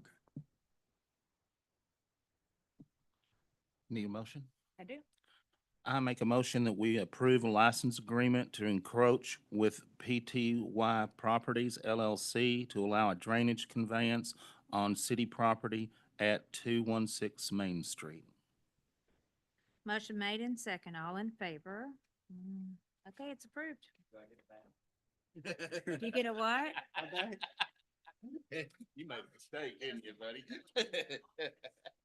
5 more of those back. They are special, and if he gives it, I have to see you wearing it. Okay, where are we?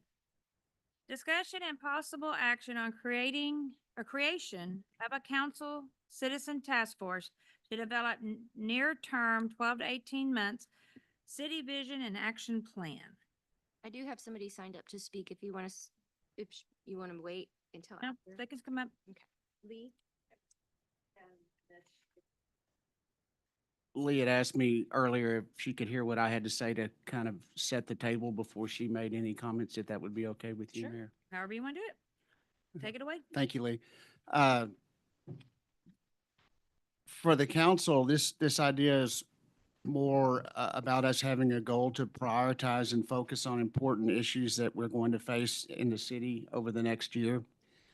For the most part, these are issues that can't wait on the longer-term 20-year vision that will eventually come out of the comprehensive plan. I feel like that there are some things that we need to prioritize now instead of waiting for them to be fleshed out during the comp plan, which is going to take another 12 to 18 months, and then to actually execute those things is another 12 to 18 months. So we're realistically 2 to 3 years away from actually implementing the comprehensive plan.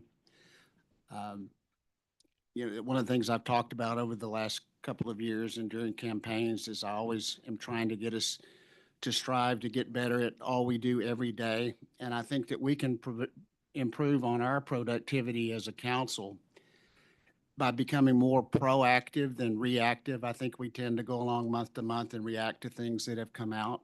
And I would like to see us identify 5 or 6 or 7 or 8 initiatives that we choose to focus on. It's more like a strategic initiatives plan to help guide us through the next year. And we want to make sure that we tackle these things. And I want to emphasize my thought of this, and you guys may have other ideas on how we would move forward with it, but I want it to be a small and quick and nimble entity, the task force, however we decide to put it together. So honestly, I felt like that particularly, and I would certainly volunteer to lead this, I think that we can get after this and be back at least by the February council meeting with recommendations for that council to vote on. We are faced with, of course, the way our elections are set up. We could have Kathy and I might be the senior members next year because we don't know what the new council will look like. But with the senior leadership we have here now, we can set the priorities that we would execute against for next year, the initiatives that we want to make sure that we address. Now I've gotten a lot of feedback since this was published. Originally, what I had said was we would create a task force. I would volunteer to lead. We volunteer or choose another council person, and then through a call to action to the community, identify somewhere between 6 and 8 other citizens that would work with us to establish those projects that we would focus on over the upcoming year. Now, I've heard another proposal, an alternative way to do this, because in a lot of ways, this is a function of the council itself and not necessarily in conjunction with citizens, but I would like to have citizen input.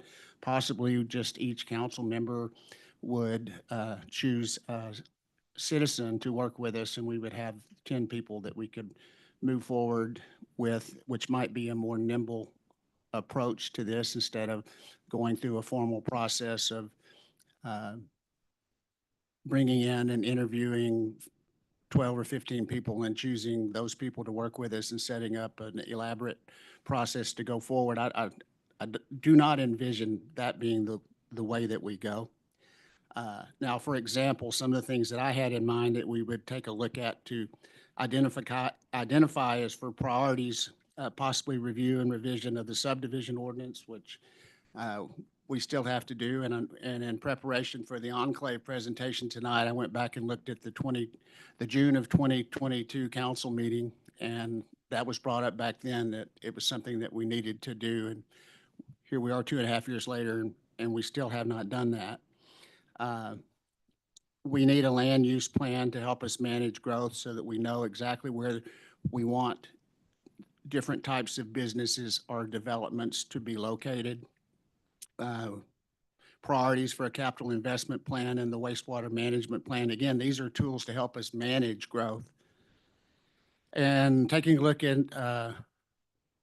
recommending a focused and prioritized economic development plan and a review and refinement of our budget process and priorities. Now, those are just my thoughts.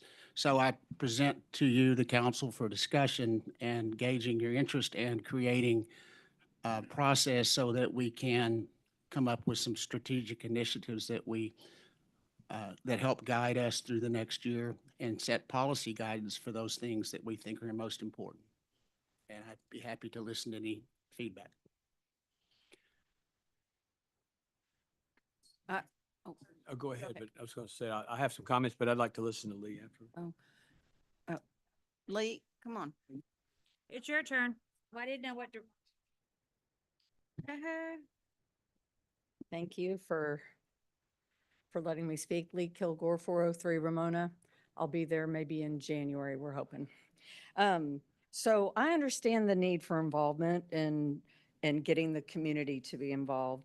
I like the idea of task force, but I also think that the work that's being done on the comp plan allows community members to sit in the audience and listen to the subject matter experts for each topic that we bring forward. We also held several meetings in city council for work plans they were the same members every single time, but the conversation that we had, we have not yet taken that information and built on it yet. It was gathered, it was impactful, lots of great ideas from the community, not just businesses, but residents in the community and outside the community. Interested in land development. We had a fantastic meeting with the guys from Georgetown and Round Rock. Round Rock. I think that rather than, it feels like recreating the wheel, but rather than do that, build on what we've already done, expound on it. We've got great leaders that are managing the project. Subdivision ordinance, land use plan, those are things that planning and zoning plus the comp plan takes care of. If you have a task force that does something within it 12 months, implements policy, procedure, et cetera, what do you do when it comes time for the comp plan to be reviewed, that is being reviewed by Langford, who has done this? When we had the conversation with Georgetown and Round Rock, he was very engaged in the conversation. I just think that before y'all decide to create another task force or council that may be 6 or 8 people, we had more people attend the comp plan workshops than who's left in the audience. The folks in the audience are not citizens, right? I mean, I'm in planning and zoning and I'm a citizen. Everybody else lives here, but the drive, the enthusiasm to make change and do things, I just feel like it's reinventing the wheel. And I appreciate you listening to me. Thanks.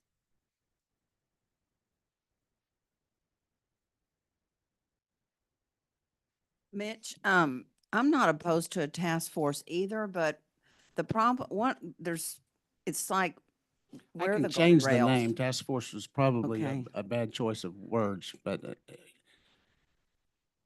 mean, conceptually, I like the idea because you're involving more people, but on the other hand, A, who will be on the task force, and B, the ideas brought to the task force, they have to have some merit and some credibility. They can't just be like, some things people propose just aren't really a viable project, I guess, in the eyes of local government or what I've experienced, not just here, but in my past career. So I just think it would have to be done very carefully and for it to be meaningful. And I'm not sure where the start or end to that is, but I certainly am open to hearing more about your ideas. if we recharacterize it as a strategic initiatives planning initiative, and again, the more I think this through, this is really the role that we of the council should be playing in terms of us setting the priorities for what we as a council are going to focus on in the upcoming year. Some of those issues might be similar to those that are being contemplated by the comprehensive plan, but they are, I mean, for instance, if we had taken care of the subdivision ordinances and stuff, then we might have had a different outcome with what the enclave is doing or what these future subdivisions who are going to see that the mass production concept that is going to hopefully be proven out by what looks to be Todd McCullough or D.R. Horton or a mass producer, then the rest are going to come. If we were to wait until the comp plan fleshes this out and comes back to us and we're at least 18 months to 24 months down the road before we're tackling it again, it's something that we could actually say, we're going to get this done this year. And then that product can then be considered to be included in the comp plan. And I threw those out as examples. I actually, as I've gotten more feedback about this, I really like that maybe we just take this as a council initiative and we have workshops so that we don't have to worry about Open Meetings Act, so that more than 2 council people can be on this. And each of us would recruit or choose a citizen to be on board with us, and then we've got 10 people. And then we identify 8 or 10 things that we think this council should focus on during the upcoming year, so that we say, here's our objectives. I just feel like we tend to be reactionary each month when we set our agendas. And I'd like us to really have here's some things we're going to tackle this year. And I don't see us having that. And this is part of me wanting us to get better at all we do.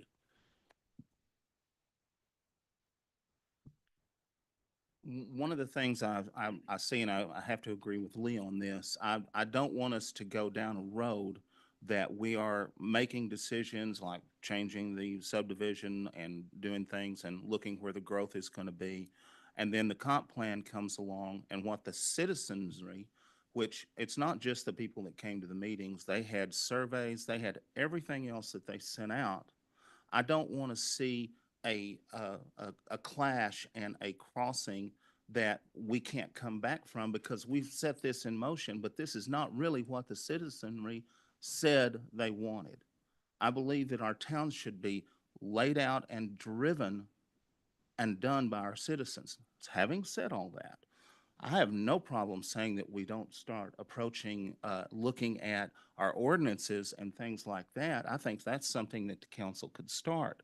But I do not want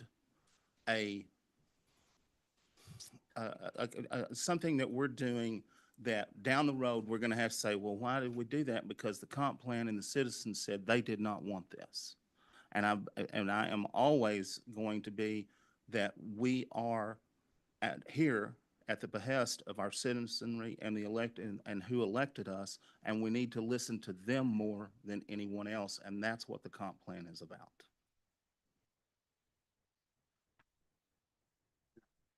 Okay.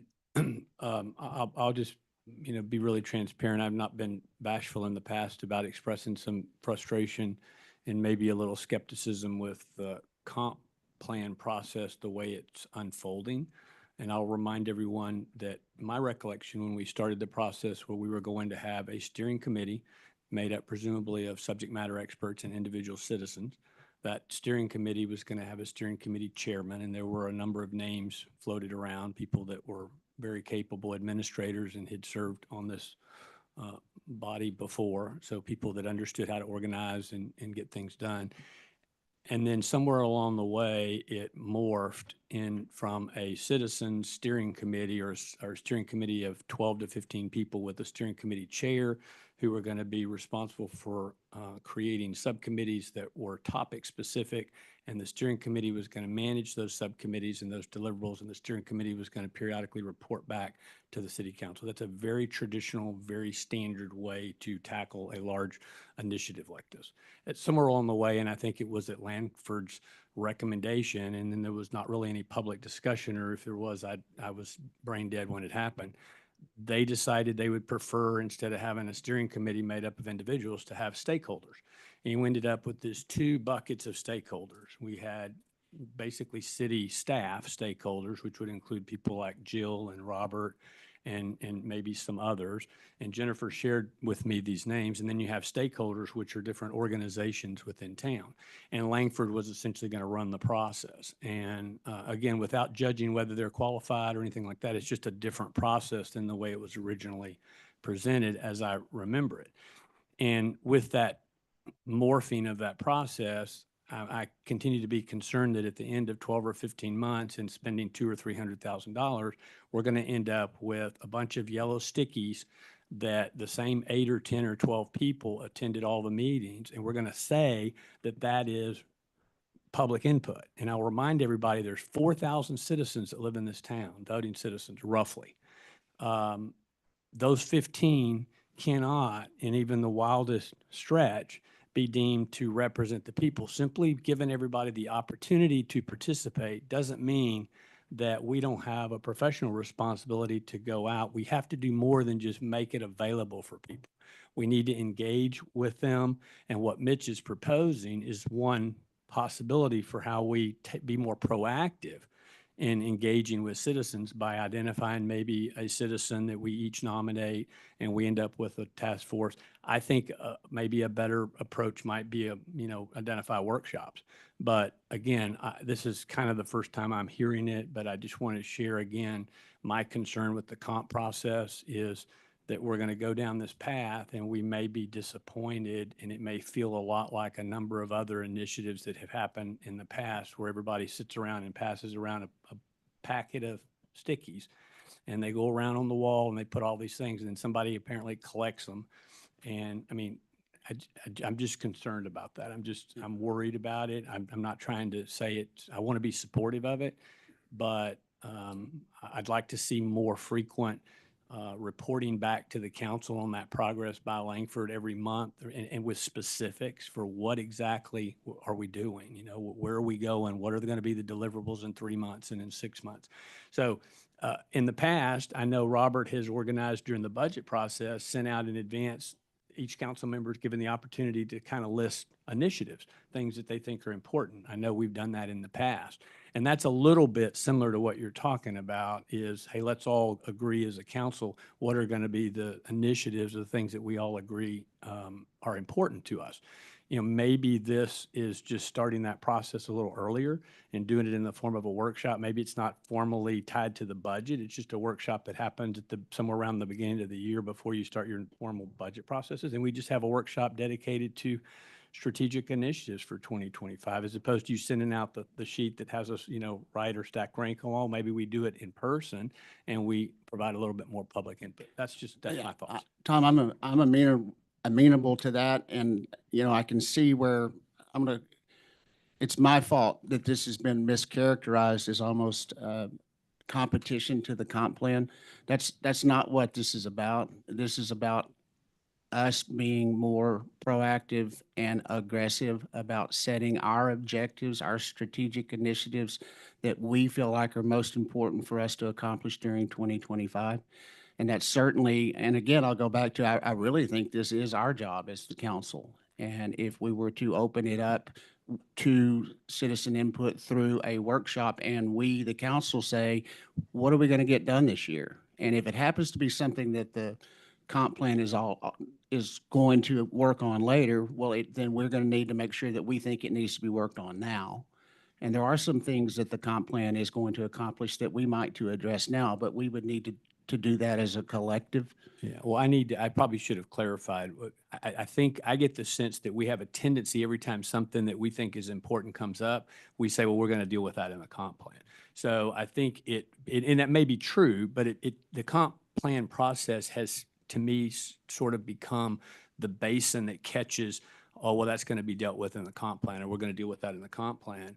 And that may very well be true, but the comp plan is this 12, 15, 18-month process. I don't know how long it'll ultimately end up being. But there are some things that we probably all can agree are really strategically important today, and we might be able to tackle them sooner than waiting until the entire comp plan is done. So I don't want to have contributed to the collusion of the comp plan with what you're talking about, but I do feel like that there are strategic initiatives that we all think might be important, and we all go, oh, we're going to deal with that in the comp plan. Well, are we? Well, and I didn't see that coming when I was putting all this together. And I'm not going to apologize for not telling you guys about what I was doing, but I purposely didn't tell you about it. And when I sent it to Robert, I said, I haven't discussed this with anyone else because I didn't want there to be any feeling that we were cutting deals in the back room and going to come up here and agree to it. Obviously, we're discussing this and have different opinions about it. But one of the other things that I can see is very important that we can't wait on. I mean, we've got to work on impact fees coming in. I mean, we've got to do that now. We can't wait on the comp plan because from what my understanding is through Robert's feedback is tackling the impact fees issue could take us a year. If we wait a year until we get into the comp plan to put impact fees in place, now we're 2 years behind. And there's no telling what the next developer is going to want coming in here. And if we don't have impact fees established, then it's just, there are things that we do need to get ahead of now. And I think it's our job to go identify those things so that we know what we're going to work on in 2025. Well, I would certainly, just personally, I would be a strong advocate and supporter of scheduling a workshop early in the year, February, March, not June, July, August, dedicated January. solely to, to just strategic initiatives, and we can have a lot of the dialogue about, maybe we go in the workshop and we come out of it and agree to do nothing. But the workshop is to talk about it as, because we're hearing this a lot for the first time tonight, and we need it to be kind of an agenda item that we've had some time to think about. I think it's a big deal, and it feels a little bit like abdicating to what our responsibility is. I mean, if you think about it, what we're supposed to be doing as a council is doing this, is Yeah. what you're talking about. And I'd like to caution us and I no, don't want not other- I don't want February, to- March, let's I want to do, delegate that to citizens. let's We go- should be doing that. let's go January. And the reason I say that is because it's taken us, 9 months to get to the comfort level that we as this council are at right now. Well, we don't know who's going to be here in May. And so it'll delay the process again, because whatever the new council makeup might be, it may take us 3 or 4 months before we even decide to tackle anything again. So while we've got the experience and continuity here, I would love to see us as this group tackle this as soon as possible so that we can set forth the priorities that we work on during 2025. I'm willing to do a workshop. I I'm just willing- want to make one more comment, if I may. I think we're talking about several different things here. We're talking about the comp plan. We're talking about a task force. We're talking about prioritizing our objectives and projects as council members. Another piece that's really missing is engaging the public. I mean, Tom said it. We get the same 10 or 15 people showing up at all these workshops, and that's great, but that is not a representation of our community. I mean, when we did the hazard mitigation plans, we had the same, you're up against the same thing, no matter what kind of plan you're doing when you're soliciting public input. I mean, we literally made up some comprehensive surveys, and we got the churches to get people to fill them out. We sent them home with the school kids so the parents could fill them out. Yeah, out of 100 people, you might get 10 that complete them, but if you can get a cross-section from our city, if we can manage to get more public input, that to me is really missing. I mean, even just in the short time I've been a part of this community and representing the chamber and the council now, that's very difficult. It's very, very difficult to get public input. And I'm willing to put some work behind doing that, but I think that's a missing piece of this whole discussion. I agree with you, Kathy. We've always struggled with increasing the amount of citizen involvement. We haven't found the solutions to it yet. I mean, one of the things that I kind of kid all of us about, and we should take seriously, is that I challenge each one of us to find 5 people that we invite and go pick up and bring to the next meeting. I mean, there's a role that we can play in that, but certainly, and I like to see we seem to have whittled this down to more of a process of a workshop-driven process where we sit down as a body, as a council, which would have to be in a workshop setting with citizen input, and to say, hey, here's the things that we think are most important for us to work on in 2025, whether it's a part of the comp plan or not. And if it's, I mean, we can work through that as a body. One of the things I do want to talk to us about is we're going to do impact fees. I think that's very important. You need to know right now, though, there are 2 bills that have come before the legislature that are wanting to completely eliminate or modify impact fees so that we really will not be impacting the builders. This is coming through the committees. I watched it with the Texas Home Builders Association. They want to mitigate that, and they want to mitigate inspection fees, both of those. And that's going to be on the agenda with them this year. So if we're going to do impact fees, we need to get them done because they still may be taken away from us. Be happy to put that at the top of the list.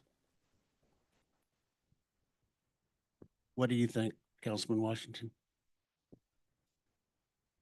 What are we gonna do? I still feel that the comp plan is our community voice. It does take a while to collect everything. It's not gonna happen overnight. We all know that. As far as impact fees, our town is growing. A gentleman just sat up here a while ago and wants to annex. Other people have annexed on the outskirts of town. We come to the city and annex ourselves in because it's a better life of what we wanted to do. So this is all new territory as people are wanting to annex into Smithville and build homes. I mean, this is what we're here for, to grow on, but creating a whole nother task force when the volunteers are already pretty scarce. And I think the people who are on the comp plan have done a great job getting information out there and getting feedback and having the meetings and publicizing the meetings. So, you know, I just don't think we need another task force. Albert, is the comp plan, are they going to be like finishing up at the end of the year? Wasn't that the deal? Because that's going to be like the 18-month period. Yeah, we had, Oh, not even close. not in the end of the year, but in 12 to 18 months, yes. But there, I had planned for them to come give a briefing in the February timeframe. And to your point about citizen engagement, we have done several community surveys and have got minimal participation there as well. The apathy is what you have to overcome. Yeah, and to your point, when you look at the number of people that answered that surveys, we're in the 20s and 30s, and it's the same people who have answered each survey. So I don't have a lot of faith in what the end product's going to look like, and I do think that we need to be more involved as a council. If you went down the dais here across this and you asked every council member what they think are our 5 most important strategic initiatives for 2025, I wouldn't challenge anybody to do it, but I would suggest that there would be quite a variation. You know, the first couple people would go out there on the limb and the rest of them would probably follow along. But I think if everybody did it on a sealed ballot and wrote them all down, they'd be all over the board. So I think that there is benefit to us as a council having a workshop that just talks about strategic initiatives, not as a replacement for the comp plan, but just for us to have the ability to communicate amongst ourselves about what we think is important. Because that also dovetails into when we work on the city manager's goals and performance goals. I mean, Exactly. we've done that and we ranked economic development 30% weighted. It was the highest weighting of the 6 categories. So we've gone through a process for prioritizing some things as it relates to the city manager. So we've done some of that prioritization ourselves. But I do think that we would be well served to do, I think we should do a workshop and it should just be, the subject matter should be 2025 strategic initiatives and give us a chance just to talk about this. We don't have to put it together task force tonight. Let's just talk about what's the right thing to do. I think if nothing else, the dialogue amongst ourselves about what we all think is important would be beneficial. Well, And this public is, can I mean, attend. I've been, Let's- this is the first time we've ever done it. Yeah. Right here I tonight. agree with that. Yeah, let's just. So if we whittle this down, it's more like, let's schedule a workshop in January to January? develop and prioritize strategic initiatives for 2025. January date. That would be Robert a public said he could workshop. Do that. We'll just put it on the calendar. Find a Jennifer, date. we tentatively have a date for the 15th of January. That's the Public Improvement District Education, the PID. We won't be signing anything then, but you think that's too much that's going to be an hour and a half with the PID.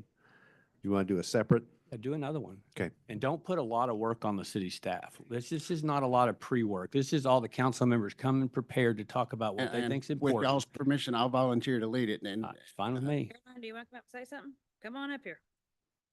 I can't read lips today. Yeah. Sign your form later. You got to watch her though. You know how she gets going.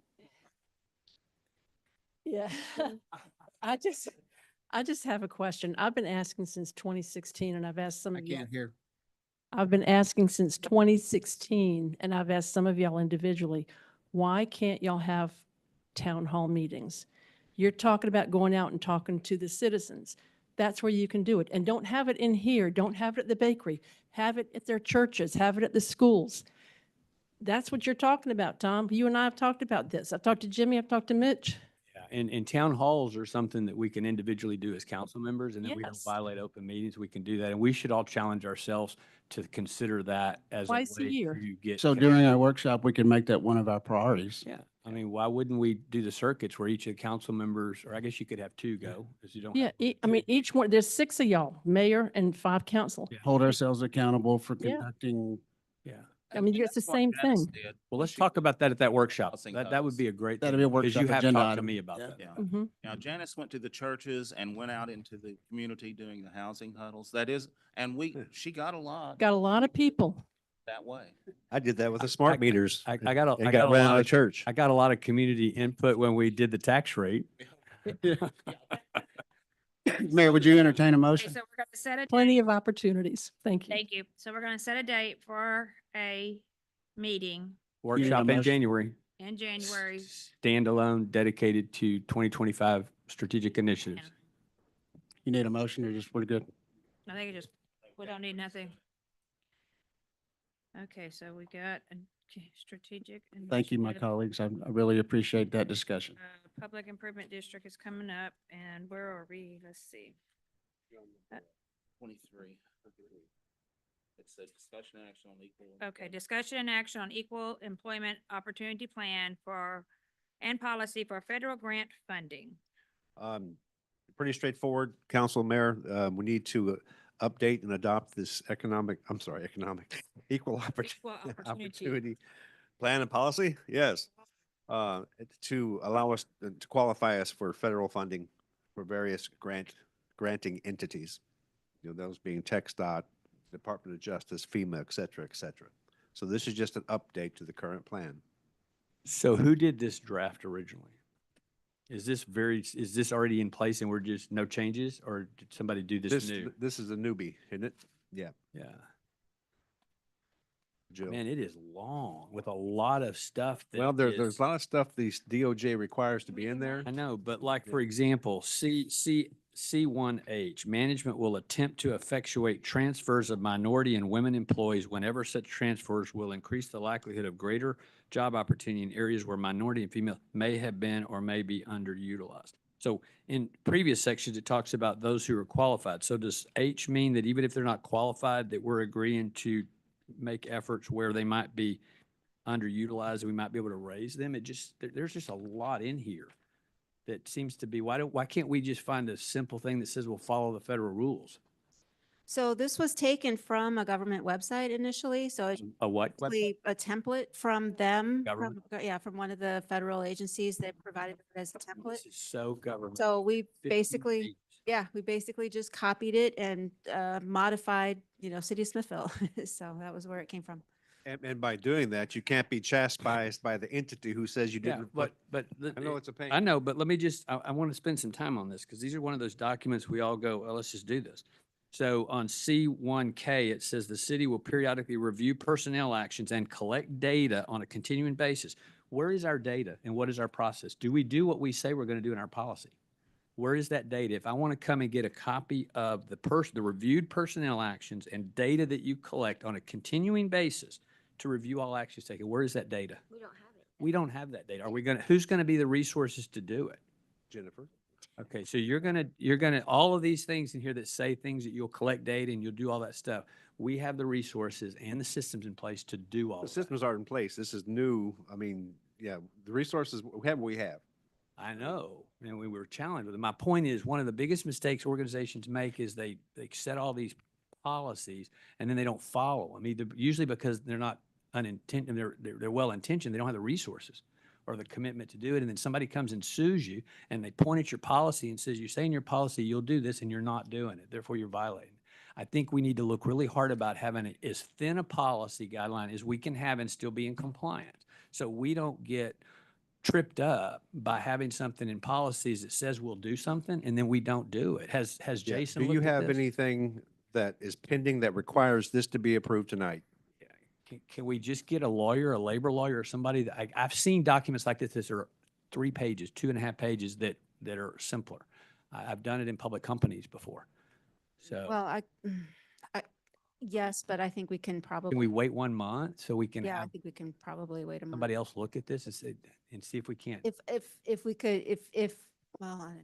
I just don't want us to get caught in a situation where we have these lengthy policies and then we don't follow them because there's just so much stuff in there. Well, I didn't know about this, or I didn't know. Well, and then we also didn't put it in the personnel manual. Did not. Did Yeah, I not. know. No, this was gonna be. But we a do have standalone- reference to EEOC in there. Yes, we Yeah. do. And We that's have- the one, the simple one that we like, but. I mean, I don't know why we are not covered in our policies with following EEOC, why this type of lengthy granular document is required. I don't want us to be jeopardized on grants, but come on. This seems like way overkill. If we can get some time, I would volunteer to spend some time, pull up some stuff, share with you some just examples of stuff I've seen before. Well, if we can get back to that I'll find the original potentially where it came from. Yeah. Because I mean, yes, absolutely. If we can't do it, it does, but the template's there for a reason, right? So.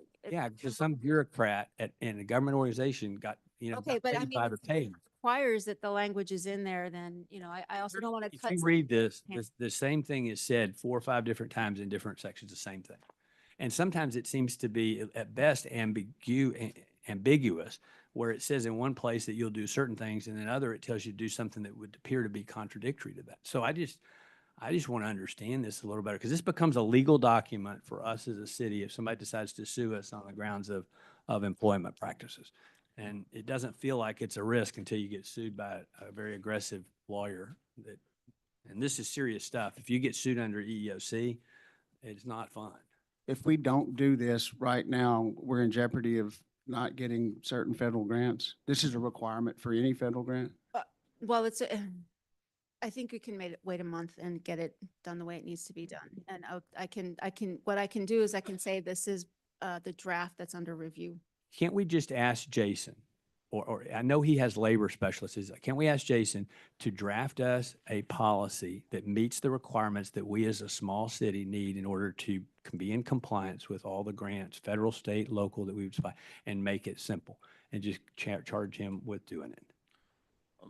All the time and money is all you need, buddy. This is not, Yeah, this is yeah. not that much. When you talk about the importance of a document like this, $3,000 or $4,000 or $5,000 is not the end of the world. It's an investment that I would. Already agreed that we'll Yeah. postpone a month. I would so just get we'll- but I would we'll- get a lawyer that is specialized in this to see if we can't find us. Do we need a motion to postpone or Joe already agree to that? I mean, I'm glad you. Yeah, I move that we postpone this, that we direct our city manager to work with Jason, our counsel, and a specialist in this and look at potentially revise into a simpler format. Second. I would like some discussion before we go. Robert, I have a couple of questions. Yeah, yeah. Okay, Robert, the grants that we have right now that you have put in for that are for the wastewater.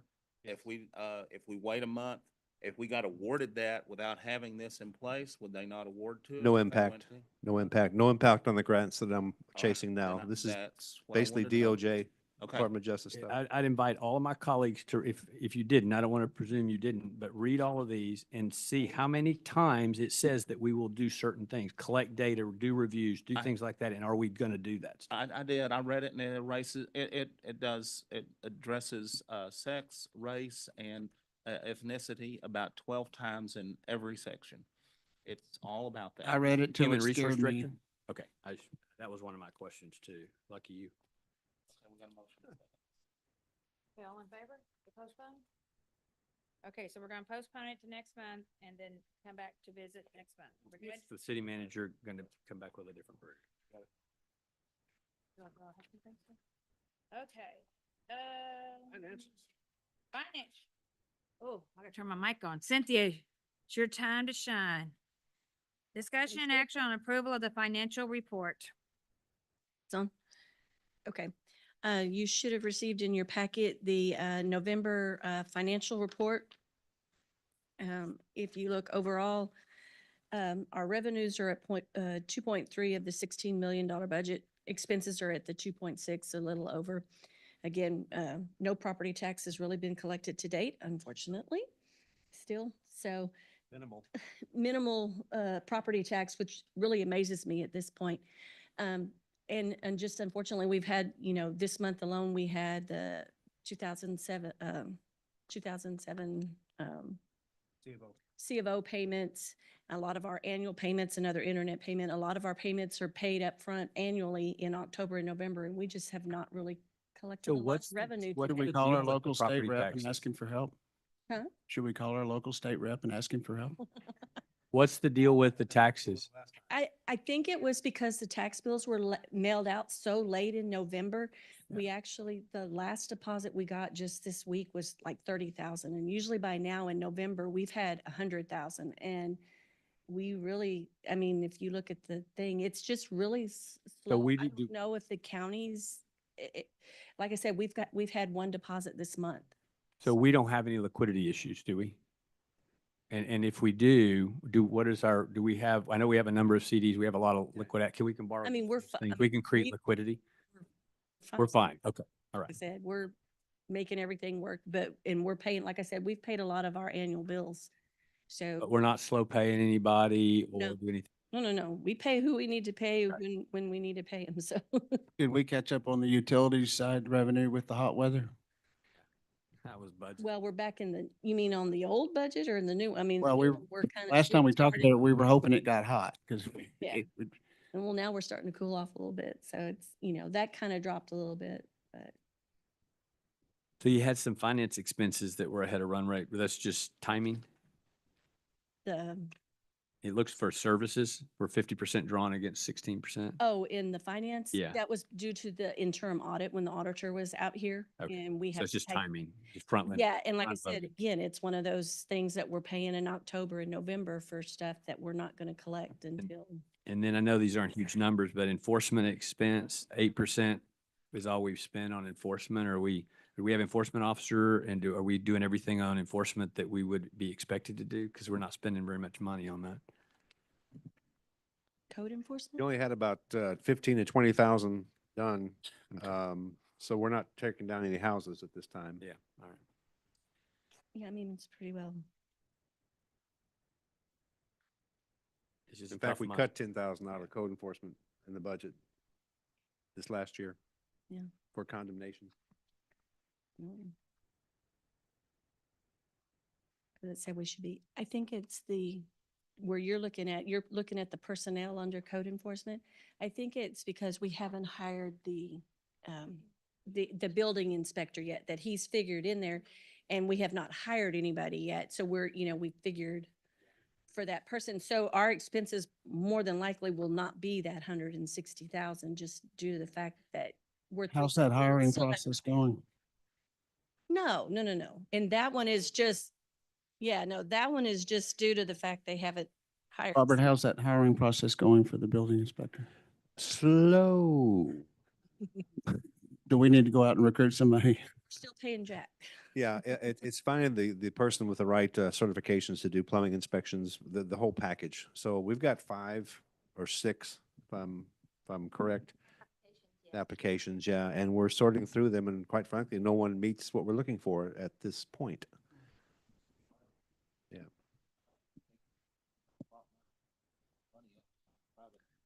I have a prospect that I'm working on though, so hopefully have a decision before the end of the month. Anybody want to give me approval?